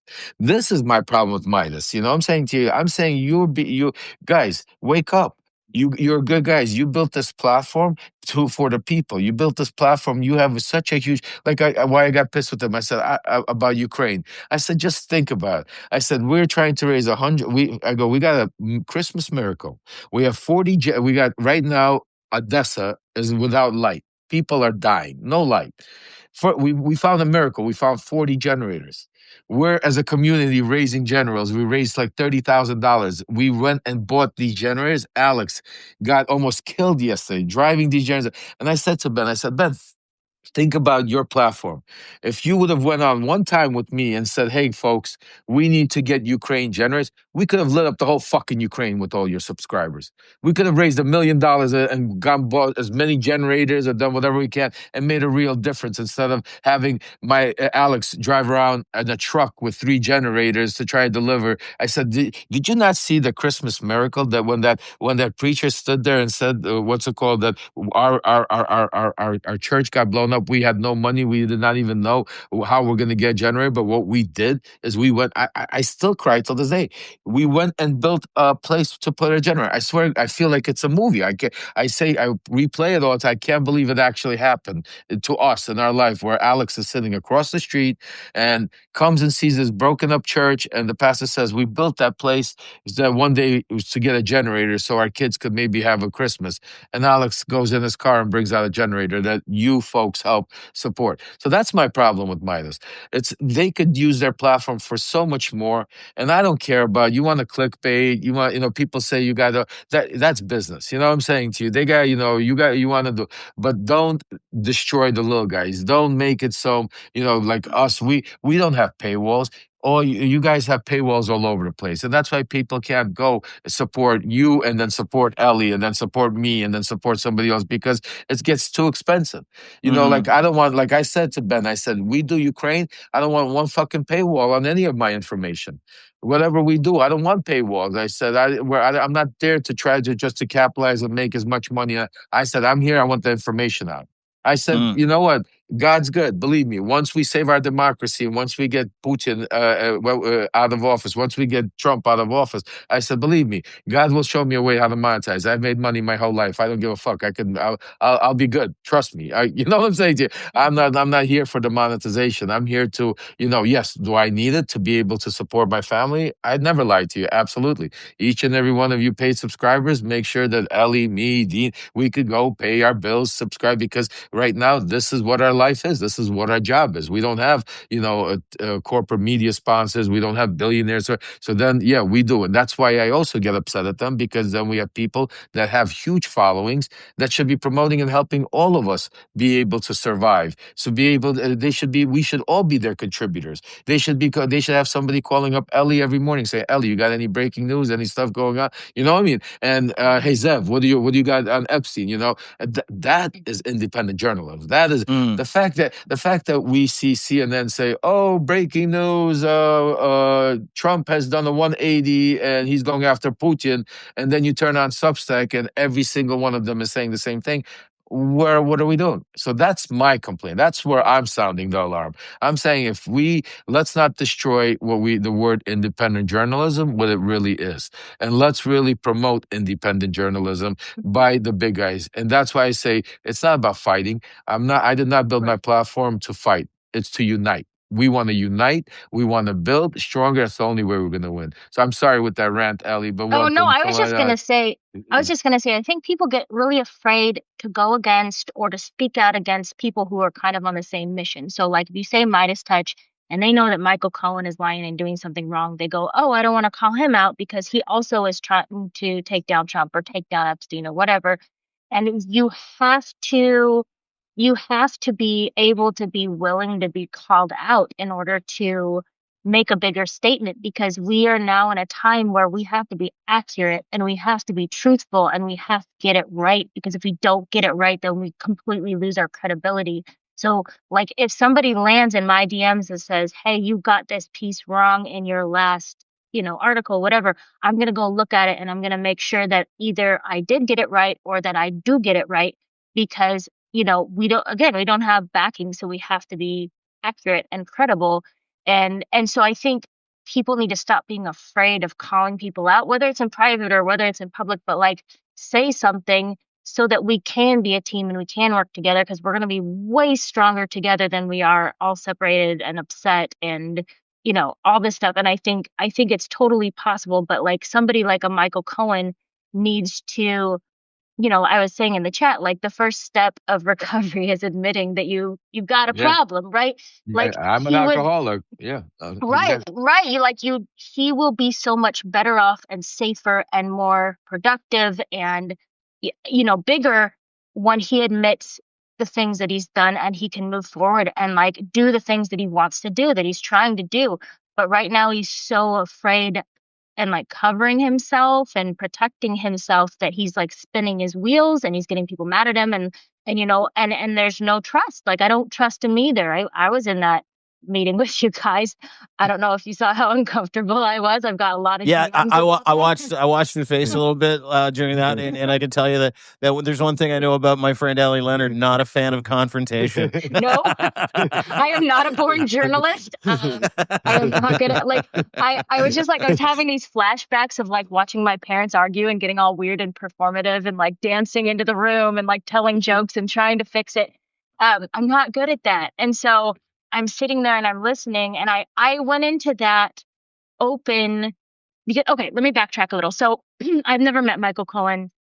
The only interaction I've ever had with him was I had spoken up because in the proffer with Ghislaine Maxwell and Todd Blanche, she had said the name of a Jane Doe and it had not been redacted. And this was not a public Jane Doe. And so I had been talking about that. I had been trying to like get the word out without saying the name of this woman, that a name of a Jane Doe had been exposed. And so I was watching one of his lives, and when I was in the chat, I wasn't even saying anything. People started mentioning this thing that I had been bringing up. And he thought that I had been talking about Katie Johnson, which I wasn't. But that's who he thought I was talking about. And he started getting really upset and bringing up my name and getting very defensive. And meanwhile, I'm not saying anything in the chat. I'm just there. And I remember thinking, like, that is wild. Like, why is he so upset? Why is he so defensive? Like, he's never met me. And then, we got off the chat and I kind of just like, well, maybe he'll forget about this and forget who I am. And I think he did. And then I ended up in this panel, last minute. And I was like, oh, it's Michael Cohen. And I don't think and I was like, it's like 10:30 at night. And he goes, oh, Ellie. And I was like, hi, Michael Cohen. And then this whole thing happened with the Katie Johnson thing again. And I just thought, that's twice. There's something very uncomfortable there. And then the thing that stuck with me that he said was, in all the years, 14 years that he worked with Donald Trump, he never heard the name of Epstein once. And that's impossible. That's impossible. Like I can't wrap my head around that could ever be true. Thank you. And that was a thing where I went, hold on, we're not there yet. And so yeah, and that's a nice way to say we're not there yet. And Zev was so level-headed. I'm just like, oh, okay, so he's so much better at me than this. And so I'm like messaging him like offline. I'm like texting him and I'm texting Nick like, what's going on? And then I was like, Zev, go, keep going. But meanwhile, I'm just like shriveling into like this little hole and trying to disappear. But I'm glad I was there for it. I just, I also know my strengths and what are not. So can I ask you a question? Let me ask you a question. You've obviously been through every single one of the Epstein files, pictures, emails. You're one of the very few people on this planet that has We've got Lev Parnas with intimate knowledge sitting across from us, from the people, from 20, 30 years of knowing each individual actor. And he's asking for transparency. You're listening to Michael Cohen kind of dance around Zev's questioning about whether Jane Doe is Katie Johnson. Did you read anything over the past, I don't know, couple of months, specifically in the latest, last two tranches that we've seen where you're like, okay, Michael Cohen is definitely, he definitely needs a timeout, and Michael Cohen definitely needs a come to Jesus moment because there is Right. no way he doesn't know anything about this. I think no, and I haven't come across his name at all. But I also think in those first couple batches, it was going to be to take down anybody who couldn't take down Trump. You know what I mean? Like, so he's not, even though Trump and Cohen are on the outs, Cohen knows a lot about Donald Trump, and he's not They're going still to mess. connected. He's not They're going to still mess connected. with him because he How? knows he's if he provides us with documents that has Michael Cohen in him, then that then opens up Michael Cohen to unleash everything he knows about Donald Trump. And so I think he's probably being a little bit careful with that. So the first batch is now we have this last batch that's 30,000. I've gotten through 4,800 pages of it. There are 30,000 pages of it. So I've still got a ways to go. Let's fucking go. Every night. I'm sitting here like my scroll button has like a crack through it. So I'll get you a new one. Okay, thanks. But I if he's in there, he's gonna show up, and the redactions are getting worse and worse. I've gotten to points where like the redactions are like you can see the letters above and below the redaction, so you can still read their names. I think people got a little frantic, and so I don't know, but I just find it impossible. It's all these people. It's all like the Michael Wolffs and the Michael Cohens being in the room for a decade plus and not knowing anything it's impossible to me. I can't fathom it. Yes. Lev Parnas, hand up. Yes, Lev, go ahead. Welcome to Coffee and Tea with you and me. I'm like Arnold Horsek. I got. So let me help you guys because Michael Cohen was definitely in the records and we've already seen it, but we just skimmed through because Michael Cohen is a genius how he manipulates everything. So if you don't remember, Epstein texted a congresswoman while Michael Cohen was up there asking her to ask him questions about what Michael Cohen knows or doesn't know. Mm-hmm. So that pretty much shows me that Epstein knows Michael Cohen and knows what. I'm not saying that they personally know each other, but the fact that he's talking about Michael Cohen. He's talking about ask him this. Yeah, it was okay. So Stacey Plaskett, right? Yeah. You're right. That's true. Thank you for reminding me. They do talk a lot about Michael Cohen's prison sentence. Like he's following that very avidly. Are there interactions between Michael Cohen and Epstein in the emails? Or there's nothing like that. But he's avidly following the people in Trump's life who are going to prison, like by the day, sending all the links to all his buddies, and like, can you believe this? He's following that very, very closely. And again, I want to make it very clear. Michael has been with him 14 years, very close at the hip. Also, a lot of people, when they forget, when they hear the Trump organization, they think, oh, thousands of people working. It's Michael Cohen. They don't see. No, that's not how the Trump is a micromanager. It's, like Michael always, just listen to what Michael tells you. There's 2-3 floors. They're all sit, him and Junior and all of them. It was him and Weisselberg ran the whole thing. Everything. Just think about how, if you take a look and a time period in life about what happened to Stormy Dales, I want everybody, and that's why I want you, Elle, I'm going to put you on the right track for you to go in, okay? So if you take a look at that time period, how Michael Cohen extensively tells you second to second what happened, who did this, who did, remembers everything. Photographic memory. Yes. And then you take a look at everything. If you go look at Michael's relationship with Vexelberg, with what's his name? Len Blavatnik. Len Blavatnik. When you take a look at Steve Witkoff, he knows for 20-something years. All of these, So now Michael Cohen doesn't give you any information about any of them. Yeah. He doesn't. There's no besides that. So everything else, Michael Cohen goes either dark or Michael Cohen protects Trump in a way. The biggest thing, and Ellie is 100% right.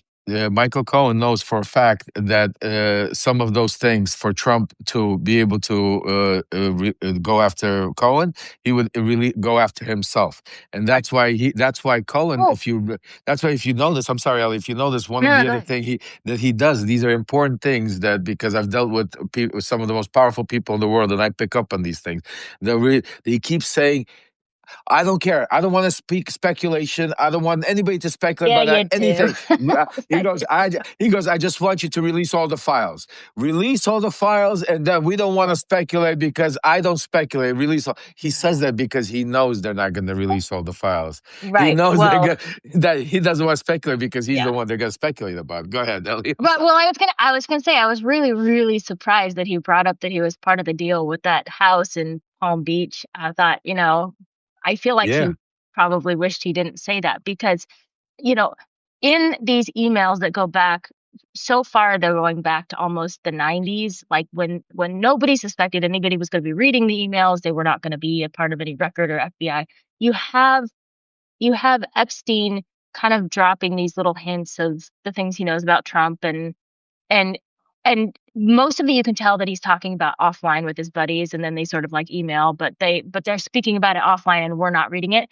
The house deal and the corruption of the house deal is the one thing that he just dumps on because he's like, here's the details, here's what went down. Trump didn't have $44 million, but all of a sudden he did. And then he turned around and he doubled it and he sold it off to the Russian oligarch. And then he talks about like the electrical union like mob issues and like he just starts dropping all this stuff about this house and that's the one thing he's very, very clear about and had no idea anybody was going to read, which I do give credibility to. If he thinks nobody's reading these emails, then I give credibility to the things that he's saying. So when absolutely. Michael Cohen just like gives us, he's like, yeah, I was on that deal. I was thinking like maybe you probably shouldn't say that because now we want to know because now we think that you probably know more than you know and you're not saying it. So Oh yeah. that was a big part too. And you gotta also remember, which I'm gonna give a lot of more breaking news to you Mhm. folks, so that you could go do a little bit, because when we bring Michael Cohen on, we could talk about all these things. See, people don't see. I know Michael Cohen for over 40 years. I know Michael Cohen's whole history. I know his uncle. I know all the gangsters he's been around. And there's also a very interesting person in Michael Cohen's life that nobody ever talks about. What brings Michael Cohen into that world of Russian organized, whatever you want to call it, is Michael Cohen's father-in-law. Uh, Yeah. and that was a Which you very kind of brought up. You kind of brought up, and then there was like, ah. okay. I So was Do spiraling tell. at that point. so again, we're not bashing Michael. We're not. It's Mhm. not about bashing Michael Cohen. The Right. reason why we're saying these things is because Michael Cohen himself has put himself in this position because Right. of the way he's reacted to Tara Palmieri, the way he's reacted to Ellie, the way he's reacted to Zev, and. And he tried to whitewash it all by taking my son on the show and pretending everything is lottie dottie. So Right. that's why we're here. We are going to put together an Ellie. I invite you to be on that Yes, panel I'll be with wrapped us. in a blanket. Yes, yeah. We wrap that back in. I'll be And, drinking tea and trying to stay calm.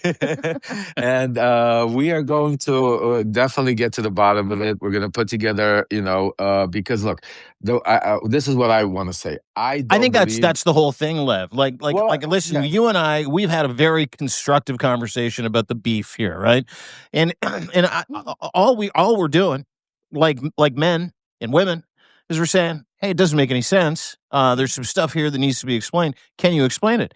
More than happy to have you on to come and explain it, Michael. If you're watching, if you're listening, or if you're seeing this another time, I don't have an axe to grind with you. There are some inconsistencies here that would dictate that you might know some things that might be able to help some victims here, that might be able to help clarify the record, that might be able to help to set the record straight, that might be able to help people get freedom from the pain that they've been living under for a very, very long period of time. And I think at some point in time, everybody's going to have to decide, like Lev did, which is why he became an award-winning whistleblower and an American hero, like everybody else does when you grow up a little bit. What side of the equation do you want to be on when this whole fucking dance is over? Right. Right? I think That's and I think Lev and Michael are just reacting two different ways from having dealt with going to prison for Donald Mhm. Trump. Like you've come out stronger, you've come out louder, you've come out more forceful and more truthful.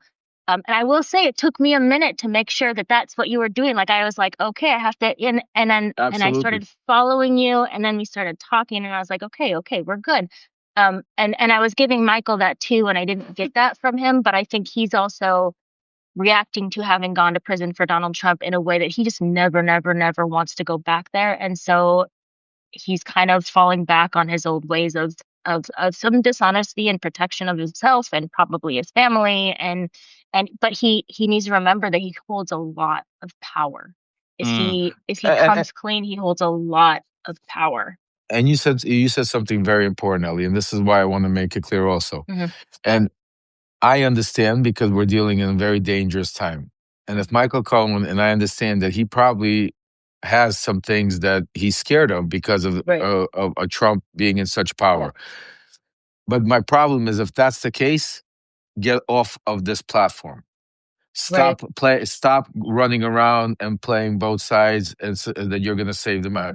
I respect you. If you're worried that go hibernation, go do your thing. Let the you don't want, but don't come on here, attack people like you, attack people like Zev, attack people like Patera, do all of this stuff, make these shows, that's why it kills credibility from when you want. That's why, like I said, why does Zev have to have 17,000 subscribers? He should have hundreds of thousands, because he's breaking news. It's because you have people out there that are, and so we're not causing this war. So, the Michael Cohen sycophants that attack me and say, oh, you guys are, no, you guys just like the Jerry Springer shows. You like to, to go on there and hear regurgitated stuff, and you enjoy it. God bless you. That's your prerogative. I don't do that. We don't have those shows. I'm not, I'm not Donald Trump, and I'm not Michael Cohen. These guys, there's a reason they were together for 14 years. I always say that to Michael's face. I said, there's a reason you guys have been that close. He imitates him. They're very close in the way they think. And the fact that Michael, that's still, I can't similar reaction and anger to hide things, right? Where he gets angry, and he puts up a big front. Yeah. Right. That's the whole thing. If you take a look, is when they get confronted, they're like aggressive, and that's what Michael Cohen. That's why they were together. He was his fixer. He was his pit bull. People seem to forget, because of the Stormy Daniels stuff, that Michael, it was not the sweet little guy. Michael would go at you and rip your heart out. Michael, trust me when I tell you that if you would have known Michael before he went to prison, you wouldn't have stood next to him. Remember, this is a guy that would want to he would probably still take a bullet for Donald Trump if he gave him a pardon. So I'll put it that way. That's my feeling. But that's nothing bad about Michael. I mean, it's just, that's who he is. But again, let's not keep riffing on Michael. We are going to do an official show. We're going to give him an official invitation, and we're going to I'm going to ask Meidas to put it on their platform, so we could get the most viewed audience of it. And they're also welcome. We'll ask Waj if he wants to come. We could have a very big panel. Oh, invite Aaron back so we can get a redo. We'll get us all on the same thing. I don't. I want everybody to leave Aaron out of it. All right. Aaron, unfortunately, because of these assholes and all of this, me and my son Aaron are not speaking right now, because it's like, I'm sorry, dude. And I love, I love him more than anything, but he's now put in this weird position, so it's hard, but he's a big boy. We will get through it. God is good, and the truth comes out and everything. And like I said, he might be pissed at me right now, but one day he'll thank me, because he does not need to be associated and doing interviews with Michael Cohen. He has his own platform. He needs to go and continue doing what he's doing. He's doing an incredible, great job, and he doesn't need anybody. He needs to be the independent journalist that he is. That's my. I got a question for you, Zev. This is and people have asked us a few times, so we'll consider this to be one of our first questions. What happens with Unleashed? What happens with some of the podcasts that you do with Michael? Like, have you guys spoken since, and what's the plan for some of the content that you do? We have not spoken. Michael has texted me a couple of times, honestly, truthfully, that he said, please, you're my brother. We are, let's speak. Let's make this up. And I did not respond to him, but I will respond to him. Say, Michael, I said to you, and I'm saying, I definitely am not blaming you. And I hope I will be the first one to apologize to you in front of everybody. I'll be the first one not only to apologize, write a letter, do whatever it takes to apologize and say, I'm sorry for whatever. If I cause you any grief by what I'm doing now. But I truly do not believe I am, Michael, because I truly believe you, and I, not that I believe, I know for a fact you know a lot more. Me and you lived in that world. We know the same people. You know, we know what's going on, and it is what it is. And you know, and it's time to tell the truth. And the other thing I wanted to say is, Ellie, just make sure put a time slot. Everybody on Monday at 11:30, I'm gonna have. I'm not gonna mention a name yet, but one of the Epstein, the survivors' lawyers with me as a special guest on LEV Remembers. We'll also be talking about this stuff, trying to see how we could get more for the Epstein survivors. And there's going to be an incredible 11:30 show, and maybe so be there. So if there's anything you want to come up or help out or give any information to the lawyers, because it's part of the show is going to be part of how we could make sure to keep the pressure on and making sure that we get the full transparency of the files, and which we're not going to, but at least we could weave through the bullshit with the help of Ellie, Zev, and others, to be able to, like sometimes we might not get like the actual gun with the fingerprints, but enough circumstantial evidence is, like I said, it is what it is. The other thing, Ellie, if you could look into, very important, and this is the time frame, is some of my sources have been telling me to look into Trump and Epstein's relationship and emails with a Miss Teen beauty pageant. That there was also some sort of link to it, and that's why I think Michael has a lot of fear also what's going on. So that's if you could probably a very strong link. Yeah. Right. Yeah. Well, exactly. and if you remember, there was a dude who was a judge on the Miss Teen USA panel who put out a viral video this last weekend, basically I'm trying saying, to get him. Yeah. I'm trying to get him. I already have people trying to figure judge. good. The judge. Because he brought up a good point, is that it kind of leans into the stuff that Michael did or didn't see, or anybody around Michael that did or didn't see anything. There's like the Nancy Odells and the Billy Bushes of the world, everybody that was involved in Miss Teen USA, right? Is that you need to start having conversations with those people. There are no heroes in that circle of celebrities as well. People that have that information, right? Did you see that letter? Did you see the letter from Donald Trump to Vladimir Putin inviting him to the Miss Teen USA pageant from 2013? No, I didn't see that. I can't believe. Wow. Yeah, that just he wanted him to come. He was like, "We would love to have you here." 2013, running for president 2 years later. Yeah, and Michael was the president or CEO of Miss Teen USA. So, folks, we have a lot. I just wanted to say we have a lot of questions. We're not going to stop. Ellie, thank you so much for joining us. Please stay on, because I think we have Shane joining us next. We have a whole bunch of people, but stay on, please. Thanks, Al. Keep texting. Yeah. And we'll stay offline. We'll talk and we'll put this together and we'll figure this out. Keep doing the incredible work. Please, everybody, if you have not subscribed, make sure go become a subscriber to Ellie, and not just a regular subscriber, please. These are real independent journalists. This is where, if you have the extra $5, $8, $7, this is where you want to put. Not otherwise, go watch CNN. You will need to support independent journalism like Ellie, like Zev, like Dean. Keep going, okay? Ellie, love you. Bye, guys. Thanks, Al. Bye. Talk to you soon, kiddo. Bye-bye. All right.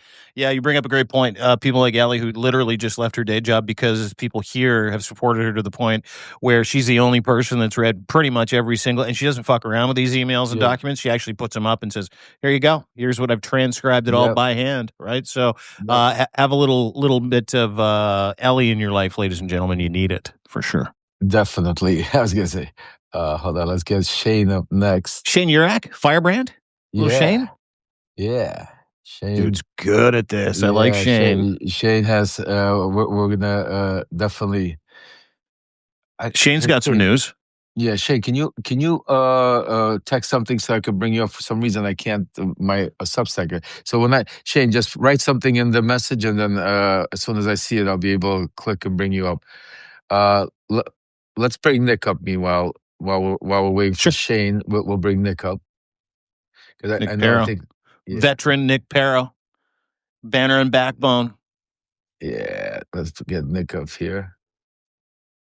He's a poet too, by the way. He's one of those guys that I found on Substack. I'm like, he writes poetry, and he's also trained to use any weapon on the planet. I like this guy. Yeah, Nick Parra, ladies and gentlemen. Not any weapon on the planet. I can't use them all. I was gonna say I'm gonna have Nick on tour with me, definitely. I will say I am a good shot. I was an expert marksman. When I was in the Army, I was 40 out of 40 on my M4, and I think it was 30 out of 30 on my 9mm. So I'm a pretty decent shot. Oh, you're hired. You're hired. Yeah, you're gonna. Well, I'm a little stand right next to Lev Parnas around the United States of America for the next couple of years. Maybe I'll stand on the other side. I'll keep a little bit of distance left. I love you, my friend, but that seems dangerous. I love you guys. And I see Shane's also in the comments, so you may start seeing him filter in. Yeah, as soon as I see him, I'll pick him up and we'll absolutely. Because he's got a ton more breaking news and more important news because he digs into like the Kushner events, and I think you and I and Shane have talked a little bit about this before the show, and I messaged with Cheech that we need to get you guys together so you can get that information out there.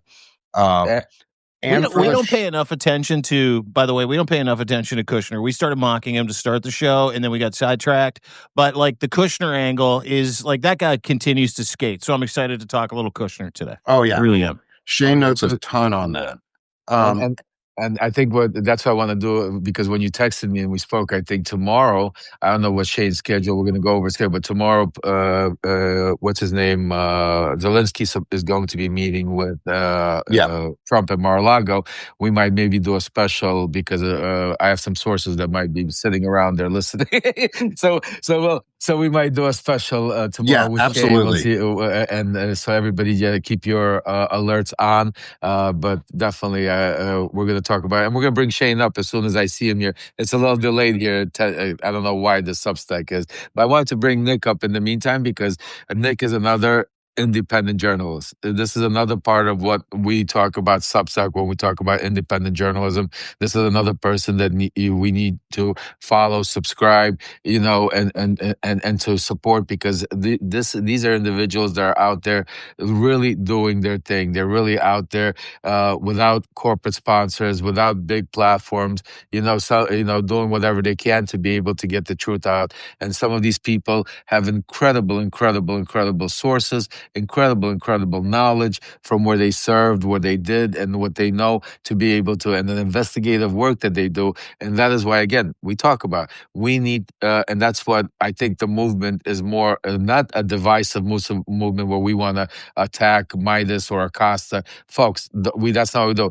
Our movement is we want to unite. We want them to wake up and give independent journalism the platforms that they deserve to be able to get the real news out there. We want to stop turning Substack into corporate media like CNN and MSNBC, because that's what it's becoming. We want it to stay independent journalism. We want there to be, there's Shane. I got him right there, I think. Yeah, kick me off for a bit. I was just going to say before you kick me out if you need to or want to, Banner and Backbone is open to host, and I'm happy to moderate for a panel, because I know I can help keep some of the cool heads in level head if needed, but I'm open to moderate and help host that. Absolutely. Do the tech side for you. We can listen up to 10 folks at a time on our show. Oh, wow. Beautiful.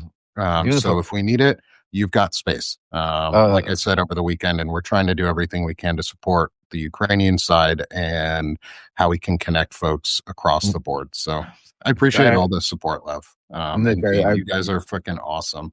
Dude, you're incredible. It's people like you, I'll dude. stick around too. Stick around, pull me back up. Yeah, I'll definitely be here. You got it, brother. Thank you. I'm gonna bring Thanks, Shane Nick. up. Thanks, guys. Nick. Good to see you. We'll see you again very, very soon. Nick Parra, ladies and gentlemen, give him a follow and hit that Chiron at the top.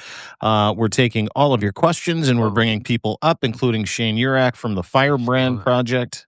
Yeah, hold on. You're gonna get it back. He's one of those smart young. I don't even know if he qualifies as a millennial. Is he a millennial? I don't think. I think he's like Gen Z or something like that. I'm not sure. I don't know how the shit works anymore. There's like boomers and there's Gen X, me, and then millennials after that?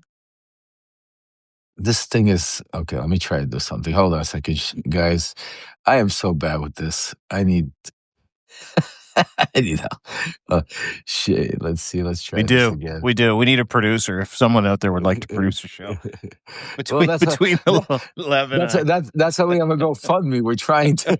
That might be a good time to promote the GoFundMe because that's what we're trying to do to get from somebody to be able to. What is going on here? Hold on, see. By the way, 57 minutes ago, Mark Carney just announced another $2.5 billion worth of economic assistance to Ukraine. That just happened to unlock additional financing from the International Monetary Fund, World Bank to help rebuild Ukraine. That just literally happened, ladies and gentlemen. Canada to the rescue yet again. Shane, my brother, keep just say hi or something again. I'm going to catch you right now, and I'm going to bring you up. I don't know. This is weird for some reason. In the meantime, while we're getting Shane up, why don't we go through answer some questions maybe if you have any there, Dean, while I look through I here and got try a to lot get of questions. Now we're gonna kind of try to make sure that we get these questions to as many of them as we can. You can DM us as well. You can also hit us up here in our DMs. You can put them in the chat. Still a lot of heat about the Cohen stuff. Are you guys going to remain friends? This is one of my favorite questions here. Are you and Michael going to remain friends, or is this something that you can work past knowing your history? It's all up to Michael. I mean, if Michael comes clean and it is, helps be able to do what he says, save our democracy, and continue coming truth. I see why not. You know what I'm saying to you? We're all on the same side. I mean, I don't, I'm not somebody that's going to keep grudges forever. People make mistakes. I understand he's trying to, clean up his name, but, using my son was just not the right way to go about it. But if Michael does decide to come out and help join our team and help tell the truth and get absolutely. I would put everything behind and continue being friends and join forces to save our democracy. Absolutely. Zahaya says, Lev, when you're a solid person, it's a lonely place, but don't give up. She wanted you to know. Thank you so much. I could tell you one thing. I give you my vow because of all of you, I'm never giving up. I mean, we've built this is not a community, this is a family. We turned this into a movement. We are the biggest part of the resistance out there. So I promise you, as long as you guys have my back, I have your back, I'm not going anywhere. And that's why, like I said, we're not here to make friends. We're here to build a family of people that want to see. We might not agree on all these policies. I'm sure none of it. We don't. I'm sure because this is not a platform about policies. This is a platform about real humanity, real common people, real people that might disagree on taxes or disagree on certain things, but we agree on one thing. We agree on that we want our kids to be able to live in a free democracy. We agree that we don't want dictatorship. We agree that we don't want tyrants. We agree that we don't want authoritarianship, and that is what our platform is about. So that's why I keep saying it. Thank you to each and every one of you to continue to growing it because we need to get bigger and louder, and that's how they know this. Because think about it, when we came out, they noticed. Meidas noticed. People are noticing. What we're talking about is important because this is part of getting the truth out. This is part. We are not dividing our cut. This is very important for everybody to understand. And this is what Ellie said and Zev said, what we're doing, this is not trying to divide us to be able to say some people are saying we need to unite together. That's right. We do need to unite, but you need to unite. Sometimes you got to open up the eyes because right now we are divided. The fact that we're not talking, the fact that they're not reporting and using, the fact that all these big platforms that have millions of followers are not reporting on independent journalists, breaking news or independent stuff, that means we're divided. That means right now, that is what we're calling out. We're saying, here's the problem. I'm not saying like the problem is the people. I'm saying I found the problem. The problem is we're divided. We're not getting enough coverage because when they put when they put misinformation out there, they spread it like wildfire. We're trying to fight misinformation. The only way you could do it is if we're stronger. Thank you, Debbie. Stronger together. And that's what we're trying to do. So I'm just trying to open up people's eyes. I'm trying to say, Michael, wake up. I know you might be scared. I know you might have things in your closet. You know, it might be tough to go into, maybe personal, business, friendships. And I understand that. That's why when I went to prison and I made the choice to go out and tell the truth, I lost all my friends. I lost my whole life. I had to leave everything behind because otherwise I would not be able to sit here and talk the way I talk. Because you'd have no currency. You'd have no currency in this conversation. I'd have to protect people also. I couldn't sit here and talk about this because, you know, oh, I'm still friends with this guy and I couldn't do it. That's why I had to cut all ties with everything I had and start life all over. That's why they say born again, kind of. I never understood what it means. It's really the truth when you're born again because you're starting fresh. That's why I don't care about talking behind the scene. I have nothing in my closet.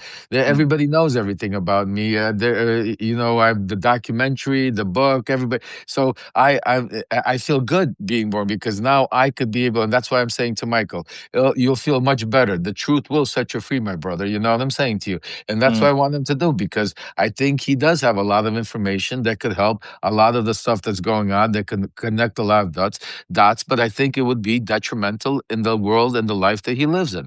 And I understand that, but enough is enough. And like I said, we're at a point where we need to be able to save our democracy and to be able to unite. So this is a message of unity, and same thing goes for the Midas guys. Love them. I think, you know, they could be doing such tremendous, much better work, but they need to get out of it. Nobody cares about going out there and interviewing Hakeem Jeffries. You know, nobody cares about you going interviewing all of these, you know, senators and congressmen. You know, we see them on CNN. Why do we need to see them on you? Just think about it. What is the point of you going on? Jamie Raskin goes on CNN. A lot of people go to me. They say like, how come you don't have like Raskin all this? Like, because I'm not a what's it called, journalist. It's not a show for me. I'm not like sitting here. What am I gonna sit here and tell you? If you want to, he's just been on CNN. He's been on Fox. He's been on all of these, telling you what you want to hear. I'm trying to break news for you too. So I speak to Raskin and them off scene, telling them just like I tell you this, because I want to be able to save our democracy. I'm trying to build a team of people to be able to strategically go out there and really take back what we're losing. People don't realize that you know, they sometimes think that it's a show. They forget that, you know, we're fighting here, and you know, and they're like, oh. So that's why I want to say to you, folks, this is not for anybody out there that thinks that I'm trying to cause destruction or I'm trying to. Somebody wrote, one person wrote, oh, he's probably a Republican plant and trying to now turn the Democratic Party upside down. Folks, telling the truth should not turn anybody upside down. Asking questions, hard questions, should not turn anybody upside down. We should not live in any echo chamber. It shouldn't be left, right. We should forget those two terms, left and right. We all bleed the same. We all have, you could pinch, we all hurt, we all have a heart. We all, you know, some of us don't use it. Some of us don't use our brains, but we're all human beings. And the point of it should be, right now, it shouldn't be about party. It shouldn't be about religion. It shouldn't be about a color. It shouldn't be about anything. It should be about one thing. It should be about saving our humanity, saving our, you know, common sense, so we could democracy, so we could move on, so our kids could have a better life, so our grandkids. Because right now we're going backwards. Think about all the things we lost in 10 months that it took us how many years to gain. Just a simple fact. I keep going back about women's rights. Just think about it, folks. I have a wife. I have three daughters, excuse me. And one of them is I have so many kids, you forget. And It's crazy. It's crazy. It's crazy. Shit. Don't kill me. Holy Don't fuck, kill, I love you so much. don't kill me. Four sons, but I have Four three sons, daughters, three girls, three girls, yeah. and I have an incredible daughter-in-law that my son Aaron's wife. You know, what I'm saying to you, and to watch, the fact that they have to figure what city, what state to live in because of the way the laws are set up with abortion. And this is America 2025. Just think. Yeah. Oh, I think I saw Shane. Hold on a second, Shane. I'm sorry, bro. This thing keeps going so fast. I keep missing you, but I think I caught you here. Oh my God. We may have a Shane sighting, ladies and gentlemen, which interrupted maybe one of the great Lev rants of all time, which is a real shame because you were flowing, my man. Sorry. But you bring up some great points, and there's one more question someone wants to ask you, but and I'll get to in just a second. But you bring up great points because you have nothing to hide. You put it on Front Street. Conversations that you have about conflict, whether it be with Cohen or Meidas, you put it on Front Street. You have those conversations in front of other people. You don't shit talk. And when people have intentions to hide, it makes them kind of go into dark corners in their minds. And with Cohen, the number one question for a lot of people here today is like, and this has been asked hundreds of times. We've been doing this now for almost 2 hours. We've got several thousand people watching.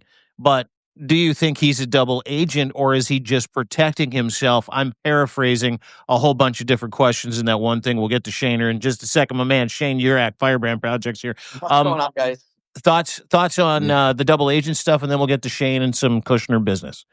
Absolutely. So, first of all, welcome, Shane. Finally, I got you up here, brother. You Hey, understand? we had to work for it, man. The technology is not my best part, but I figured it out. I'm persistent. Yes. No, you did it, bro. You did it. It's all good, man. You got there. Yeah. So, no, I do not think Michael Cohen is a double agent. I truly, I know, like I said, I know the life he lived. I know the people he's been around. I know, and it's, so he did not cut all ties. I could tell you that. Yeah. And that is why he has the catch 22. He lives in a world, his whole life that high society, Donald Trump, that clique, where I think in all reality, Michael Cohen misses it. I think he would give everything up to be back in that clique. I think that's why he worked for Donald Trump for 14 years. And I'm not trying to, again, it's not a bad thing I'm saying to you, but that's what I think I think he would, and that's why I think he has such anger and stuff like that over other people getting pardons and him not getting a pardon, and all this type of stuff and going on. So I don't think he's a double agent. I don't think he's. I just from my sources, there's nobody in Trump world that would even speak to him. So I don't know who he'd be a double agent for. But I'm saying to you, but I think he's hiding a lot of stuff because I think maybe because of personal stuff with his own family. A lot of people don't know this, but I'm going to tell us while Shane is on here. But a lot of people, I'll give you another little secret that a lot of people don't know. So I'm the person, when Michael found out about this, he almost had a heart attack because he never knew this also.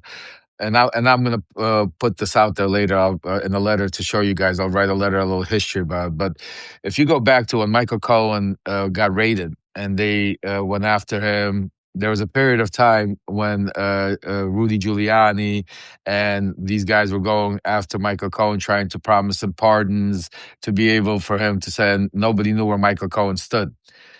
God, and that's why I'm such a believer that God is great and the way things work out my whole life. Those of you see my documentary could see that only God could have saved me from all the crazy shit I've been a part, and I'm still here to talk about it.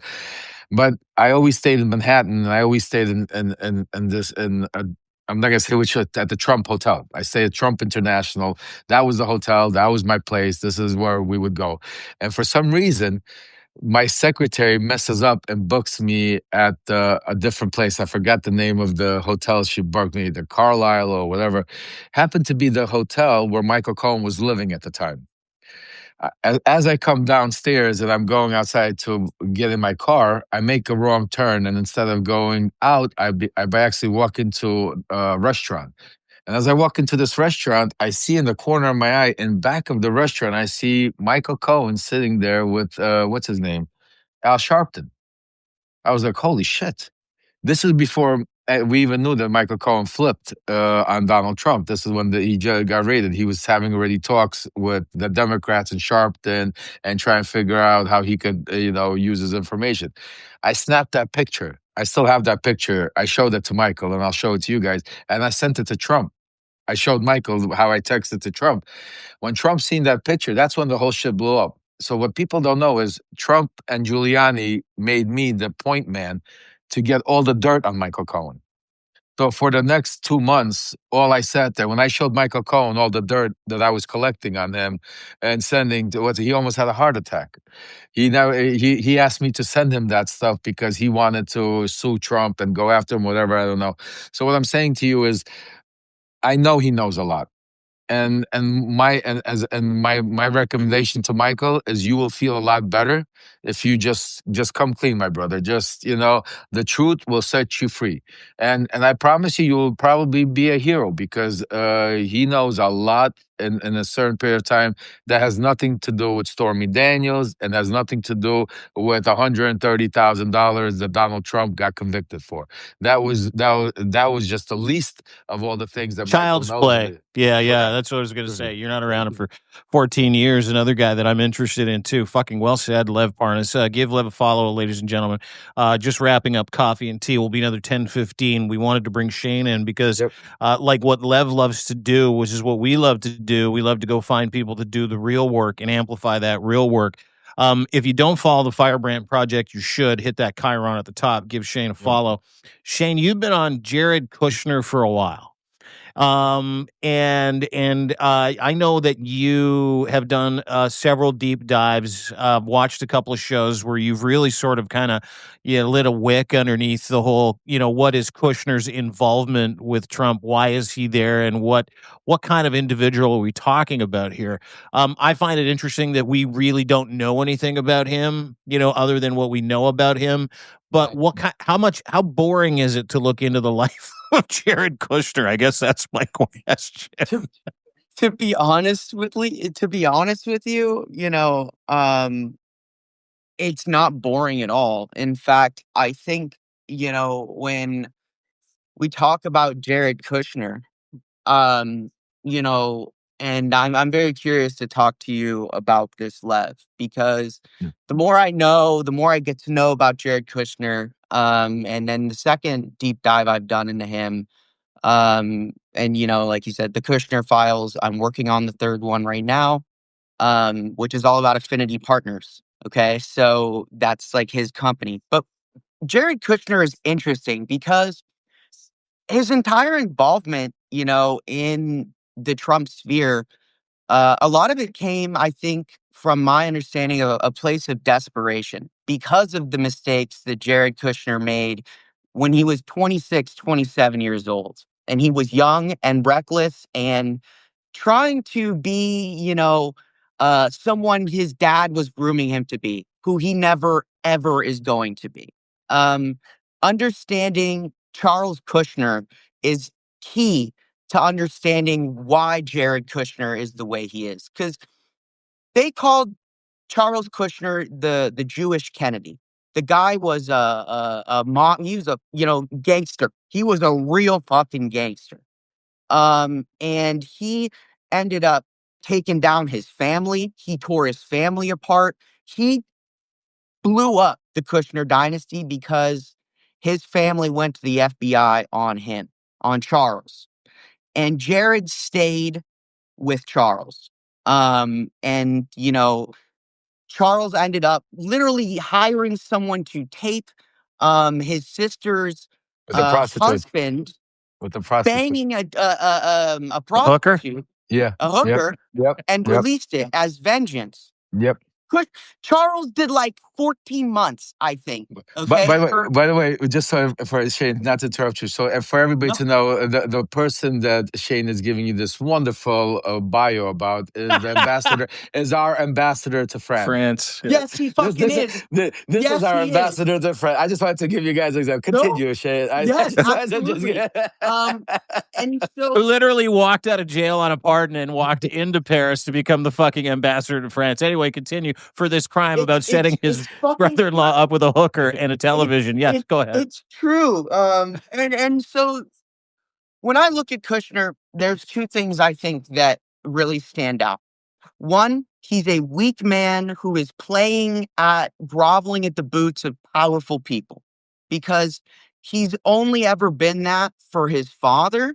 And he doesn't know how to do anything else. And he wants to be a Charles Kushner. He wants to be a Jewish Kennedy, but he can't. Now, when you look at historically Kushner's involvement, going back to the blockade of Qatar, okay? And what that actually was about, which how he levied his influence, he got his practice to do what he does now, bailing himself out of a $1.8 billion fuck up to buy a 40 plus Manhattan skyline tower called 666 Fifth Avenue. Ironic as fuck. Yes. Ironic as fuck is that's where me and Rudy would always be on top. We would have is the cigar bar where what's it called where we would always meet and 666. Yeah. And so Satanic. you have to and you look at basically he buys this property in 2007. And then right after this property is bought, 2008 hits. By 2010, they value the property, which they bought with the majority of their own money, their own capital, as well as a $1.2 billion loan that Kushner had to really kind of, it was not, people weren't really willing to loan at the time because the market was bad. So that's what the Qataris screwed the most. Remember, that's where Trump got pissed at exactly. Yes. And so, basically Qatar, they were going to provide, I want to say it was $500 million. And then they were getting the rest. Kushner and Charles, they went to China. They actually talked to Dmitriev. I believe this was when they first were introduced to these Russian people, was Russia was looking into potentially financing this as well. This goes all the way through 2020, 2021, when the blockade happens. Well, they first met in 2017 in Saudi Arabia. Kirill Dmitriev and Kushner met. MBS introduced them at behind the scenes, and Witkoff was there with them, which me and you will go into, and we'll do a whole dive, and we'll do a special about Kushner. But while Shane is here, and since Kushner is his specialty, I'm going to give you some things to look into before we talk, and then when we talk, we'll go into more. So I'll give you guys a little story time with Lev. Breadcrumbs, story time with Lev, ladies and gentlemen. I love this time. Sometimes it comes with pictures from his phone too, ladies and gentlemen. So it's good. Here we go. You asked for it. So we had at some point. Okay, so let me take you. So there's this famous video cassette that my partner took of a dinner me and Trump were having, where I tell him get rid of the U.S. ambassador. He tells her to get rid of it, and that's what most people got out of that whole hour and a half. That 5 minutes out of the hour and a half video of the dinner.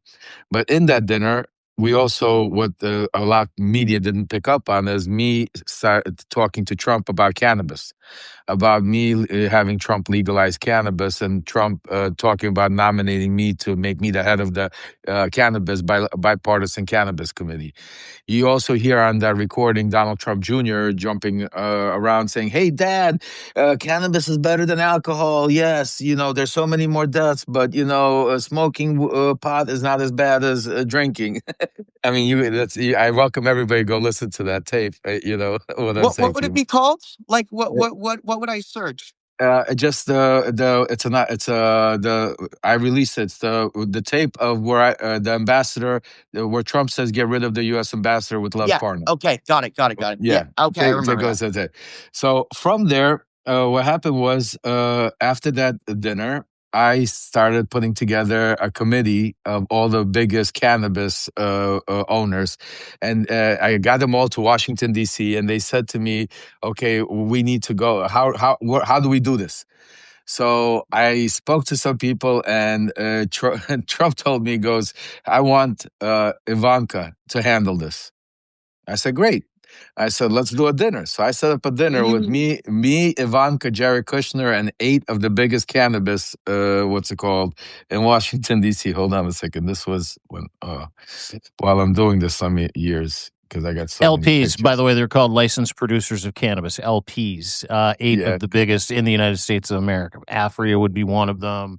I don't know if Canopy's in the States, but there's some big names. 710 Labs. There's some great producers of excellent cannabis in the United States. And if you are wondering if I am a proponent of it, the answer is absolutely yes, I am. I'm Canadian. Of course, I'm a proponent of cannabis. Ladies and gentlemen. And so my Donald Trump Jr. was right. He's very, very rarely right, but he was right on that one. Yeah. Because Daddy doesn't know that he's been partaking for a while. Hold on a second. Yeah, pot's the least of his issues. By the way, I just want to point that out.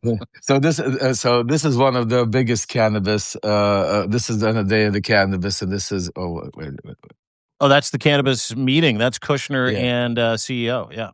Oh, there you go. There we go. Me, Kushner, Ivanka. This is right before our meeting going on. So this was October 10th. Wow, October 10th, 2000. Wow, this is so crazy. This was exactly a year to the day of my arrest, because I got arrested October 10th, 2019. So we had our cannabis meeting October 10th, 2018. So just to tell you, so what I was going to say to you is what you're seeing play out, and why Trump, the family is very creative. Trump right hand has always been Ivanka. Yeah. And a lot of people don't realize that in what they're seeing right now play out, what Kushner is doing, the real brains behind Kushner is Ivanka. Kushner is the front man. That's basically and I really saw it in that meeting when we had that between the cannabis. First of all, if you ever sat with Kushner, the way he talks, I mean, he's like, I can't even imagine him sitting. I can't imagine him sitting with Vladimir Putin. I swear to you, I wish I was a fly on that. Because I know Witkoff and just sitting there with Vladimir Putin for 4. Love, I have a question for you. Just a couple of ferrets. Yeah. So, Richard Grinnell. Okay? Oh, know him very well. Richard Grinnell. I'm trying to fucking place this guy, because Serbia and let's see, there's 2 countries. There's Serbia and Venezuela. He was also the ambassador to Germany. Well, but there's a picture of Grinnell, Kushner, and Ivanka. And I'm sitting there and I'm trying to figure out, because if Ivanka is kind of the right hand and Kushner's the Middle East, I guess what I would try and figure out is, because did you just see the Belgrade deal fell through in Serbia? They pulled their front. I did. So you didn't. So that's one of the big things they've been doing over in Serbia, is trying to develop this former military base in Belgrade. And they passed legislation. They actually lobbied the president of Serbia, and they passed legislation to allow them to go around historical protections to do this. So it's interesting to see that, I suspected that Ivanka was a powerful part here, but Ivanka's it the makes brain. more sense going back to their marriage and then seeing how, Kushner can't wear the pants, right? No, she's the brains. She's the brains, and now she's staying behind the scenes because the image. That's why in the first administration she came out. She was there. She was the one. That's why you heard she was the common head in the, cool head in the situation. It was her and Kushner. And then in this time, you didn't see them at all. They disappeared. And that's why I kept saying, no, they didn't disappear. They're just in the background. Now you see them coming out. Now you see Kushner. You're going to see Ivanka come out more and more also. Now, if we do not win the 2026, if we don't get the House, that's why it's so imperative for us to get the House. But we will go. We're going to dive into a lot of Kushner, a lot of stuff that's going on, because especially what's happening right now in Ukraine, especially with what the conversation, what they're planning on doing in the Middle East. Also, not only that, but things that they're working on here, with their oligarchy groups that they're trying to do other deals around the country, where like Venezuela, like Rick Grinnell. I'll give you, you bring it up, give you another quick story time with Levin, then we'll let Shane go and try to finish it up. I gotta walk some dogs. Yeah, you got absolutely. So Rick Grinnell was, you're right, the ambassador of Germany.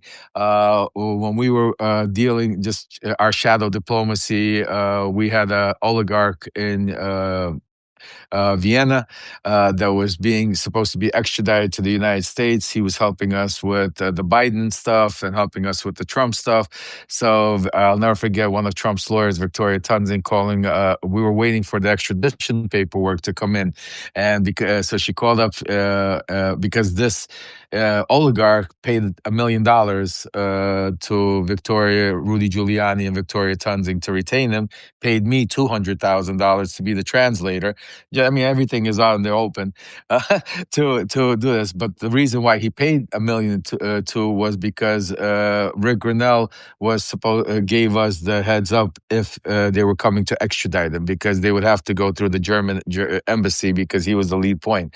So when the paperwork came in, I'll never forget Grinnell calling up Tunzing saying they're going to extradite him in 48 hours, and then Tunzing calling Bill Barr saying that can't happen. And for those of you that don't know what transpired, this oligarch just got released through the Trump administration. He is no longer on extradition. It's nowhere nobody talks about, but you could look into that also, Shane. His name is Dmitry Firtash, and take a look at that story. So yeah, there's a How do you lot. spell his last name, Lev? Firtash, Dmitry Firtash. Yeah, that was your guy. That was your point guy in Ukraine, Yeah, right? He's Putin's, right. I mean, he's the biggest oil and gas distributor. He controls 30% of oil and gas all over Eastern Europe. So yeah, you could say that. Wow. Very interesting. So take a look at that. There's a lot more we're gonna break up. Shane, thanks so much for joining us. Thanks, Shaner. Thank you guys for having me. It was absolutely good to be here. Everybody, make sure go give Shane a follow. Real independent journalism. We're gonna do some stuff this week about Kushner. I'm so happy that you're digging into him, because I have a lot of stuff. You can help me also connect some of the dots, so that we'll come to you and we'll connect the dots to you guys about that. Shane, have a great day, my brother. Hey, thank you guys. Thanks, pal. I will Great to see you guys all later. Bye-bye. You betcha. Bye-bye. Shane Urak, one of the true ones, one of the good ones. Him, Nick, everybody we've had, Ellie, Zev, everybody today. They all share something in common, is that they would rather write the truth. They'd rather share the truth. They'd rather get to the bottom of it than whitewash it or look for subs or look for clicks. That's why we're here. We don't give a shit about any of that stuff. That is the purpose of Coffee and Tea with Lev and Dean. We're building a community. We're helping others. We're amplifying voices, and we're doing it for the right reasons, because we're here for that reason. We are you. We've said that time and time again. Really important to hit that Chiron at the top. Give Zev and Lev a paid sub right at the top. Hit that today if you can. I'd really appreciate it. We all would. Keeps us moving forward. It keeps us in your life. Keeps us talking. This format we both love, and I want to encourage everybody to take part in this. It's a special Saturday thing that we do for paid subscribers, where we talk to you, we bring you up, you rant, you rave, we help you connect dots, you help us connect dots. You ask the question, you drive this entire hour to 2 hours. And we've got thousands of people watching now, because people like Lev take time out of their day to say, hey, guys, I'm here for you because I am you. We want to save democracy. That's the importance of Coffee and Tea with Lev and Dean. A couple very important things that I want everybody to do. I'm going to turn it over to Lev. We just watched your Voice of Ukraine partner literally get rolled by an what appears to be some kind of drone. He's out of the hospital. Actually, he's in hospital. He's watching now. His name's Alex. Everybody say hi to Alex Bolbier, Voice of Ukraine. We really need you to fill up that GoFundMe. We're going to post Please, that yeah. here for everybody. And I'll turn it over to you if you can, and then we can get to the media play, and then we'll say goodbye to everybody. But go ahead. Let's talk a little bit about Alex and what happened yesterday. Yeah, please. So yes, please, folks. Actually, we're gonna hopefully. I'm speaking to his family. We're gonna put together a little GoFundMe for his medical expenses and whatever. I don't know what that is yet, so that's why we haven't done it. But for now, if you can, please continue supporting the. We have. I think Alex has 20 or something more generators left to deliver, and I know he's not going to be able to do it, but we have people on the ground that will deliver these generators. People need them, so please continue supporting the GoFundMe, so we could continue bringing light and bringing help to people in the Ukraine area. They need us more than ever now. After what's going to happen tomorrow, probably Ukraine is going to be more on their own. Today was a very overnight. Kiev got bombarded. The way Alex told me, Kiev was on fire, and this is pure terrorism. And the only way we'll be able to survive, beat dictatorship, authoritarianship, is if we unite together. And I know it's difficult. There's so many different places. Everybody's asking for money. A lot of people need it, and I understand it. And I'll just tell you this much. Whatever you can, no pressure, because I don't want anybody to feel that I'm pressuring you to do something because you have to know. No pressure. If you can, if God gave you the opportunity and you're fortunate enough that you're able to share, would be a good cause to be able to help the people of Ukraine. So we'll share the GoFundMe. If any of you have it, put it in the message. I'll put a letter for those of you joining late. Me and Dean will put this out later also, and we'll put the GoFundMe and the links there to be able to continue supporting Ukraine. Yeah, thank you. Well said. And of course, the media play, we're going to put both of those in there too. So what you can do is you can donate to either. Please, Ukraine top of mind. That's the most important thing. Whatever you do, whether you're a free or paid subscriber, that's great. But let's help the people of Ukraine. A very personal story. And if you go back to Lev's timeline, you can see, a real emotional please. Picture of Alex just after they got hit by that drone, and he's going to be okay. A couple of other guys are seriously injured, but we'll keep you up to date. If you could hit the GoFundMe, we'd really appreciate it. As always, Lev Parnas. Lev remembers, subscribe. He is number one in world politics for a reason, because he truly gives a shit. Absolute pleasure to do this with you every weekend, my friend. Every weekend. Dean, God bless you, my brother. I love you, and thank you for fighting the good fight, being one of the people that really wants truth and transparency, and that's what we. And I hope you guys really, the show was for you today. I wanted to make sure and I apologize in advance if earlier in the week I was maybe a little bit aggressive, emotional, but I think all of you are parents and can understand as a parent when you see somebody trying to take advantage of your son or your daughter. You just that's something, especially in my life, you don't do. But otherwise, putting all the emotions aside, I want it clear-headed for everybody to understand. We are on a mission. This platform that we built here on Substack, that we keep talking about unity, is about getting out the truth. It's not about building another CNN. It's not about building another. I don't want to see Substack turned into another X. We don't need echo chambers. We don't need people just give the same opinions and turn us into, because that's what cults are all about. Because if you listen to one side or the other and you don't get the truth and the real stuff, you can't make the right decisions. So for those of you that want the truth, the transparency, and don't want just opinions, please continue subscribing to people like Dean, people like Ellie, people like Zev, people like Shane, and hopefully myself, because the only reason I want to build this platform bigger than anything is so we could be more powerful than them all, because our information, we're risking our lives to be able to bring you this, because some of my sources, I can't even tell you, I don't know how much longer they'll be in some of the positions they're in. I don't know how much longer we'll be able to do, the things that we're doing. So that's why, we need to take advantage of the opportunities that we have. And that's why sometimes I'm a little bit passionate about it, but I just want to know, because it's for each and every one of you. Because, when you subscribe, when you become a paid subscriber, I read your messages, I read your DMs. You know, you make me cry when I see some of the people saying, Lev, I'm waiting for my social security check to be able to pay this month. Lev, I just donated to Alex. I didn't donate to someone, but I donated to Alex. Or Lev, I want to make sure that I listen to stuff, but I don't know I'm subscribed to, and I'm trying to save up to $8. My heart breaks because, honestly, I wish I could do this for free.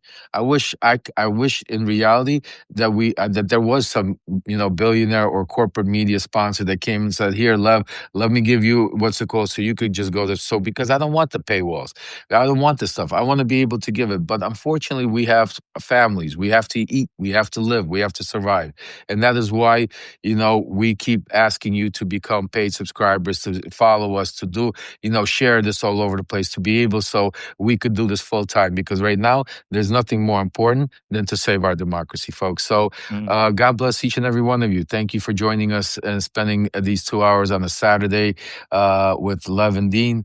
I hope we answered a lot of your questions. I apologize if a lot of you didn't get your questions answered, didn't get up. We're trying to fine tune as much so we could get, because the show is for you, to get more of you up and more of you, and we will do it. So make sure, we'll get you more questions up, more of you up here. Today it was more important to get some of these people, some of these independent journalists up here to give you, so this way you guys really got to see what independent journalism is and understand what our fight is for and what we're upset about. So when people tell you, oh, Lev is angry at his son, or Lev's not feeling good, or Dean doesn't know what's going on with Zev, or Zev is it, those are people that are, trying to, those are the shit stir-ups, because we're all healthy, we're all fine. We're good. We're all good. We all understand. We all, and we all want one thing. We all want the truth. So, guys, I wish you guys a happy holidays, whatever holiday you're celebrating. We will definitely see you before the New Year. So I'm not going to say it because we have a lot of going on.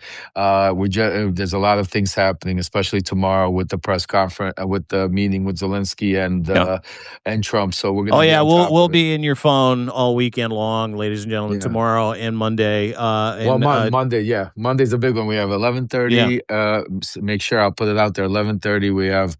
And I'll put the name on everything of the lawyer for the Epstein survivors, which is going to be a big show. You don't want to miss it. We're going to cover a lot of the stuff we're talking about now. And then right after 1:00, we're going to do our usual weekly wrap up with me and Dean. So you don't want to miss that, because that's when we're going to wrap up all of this stuff over the weekend and stuff and bring it to you. So definitely put that on your calendar and make sure you put your notices on.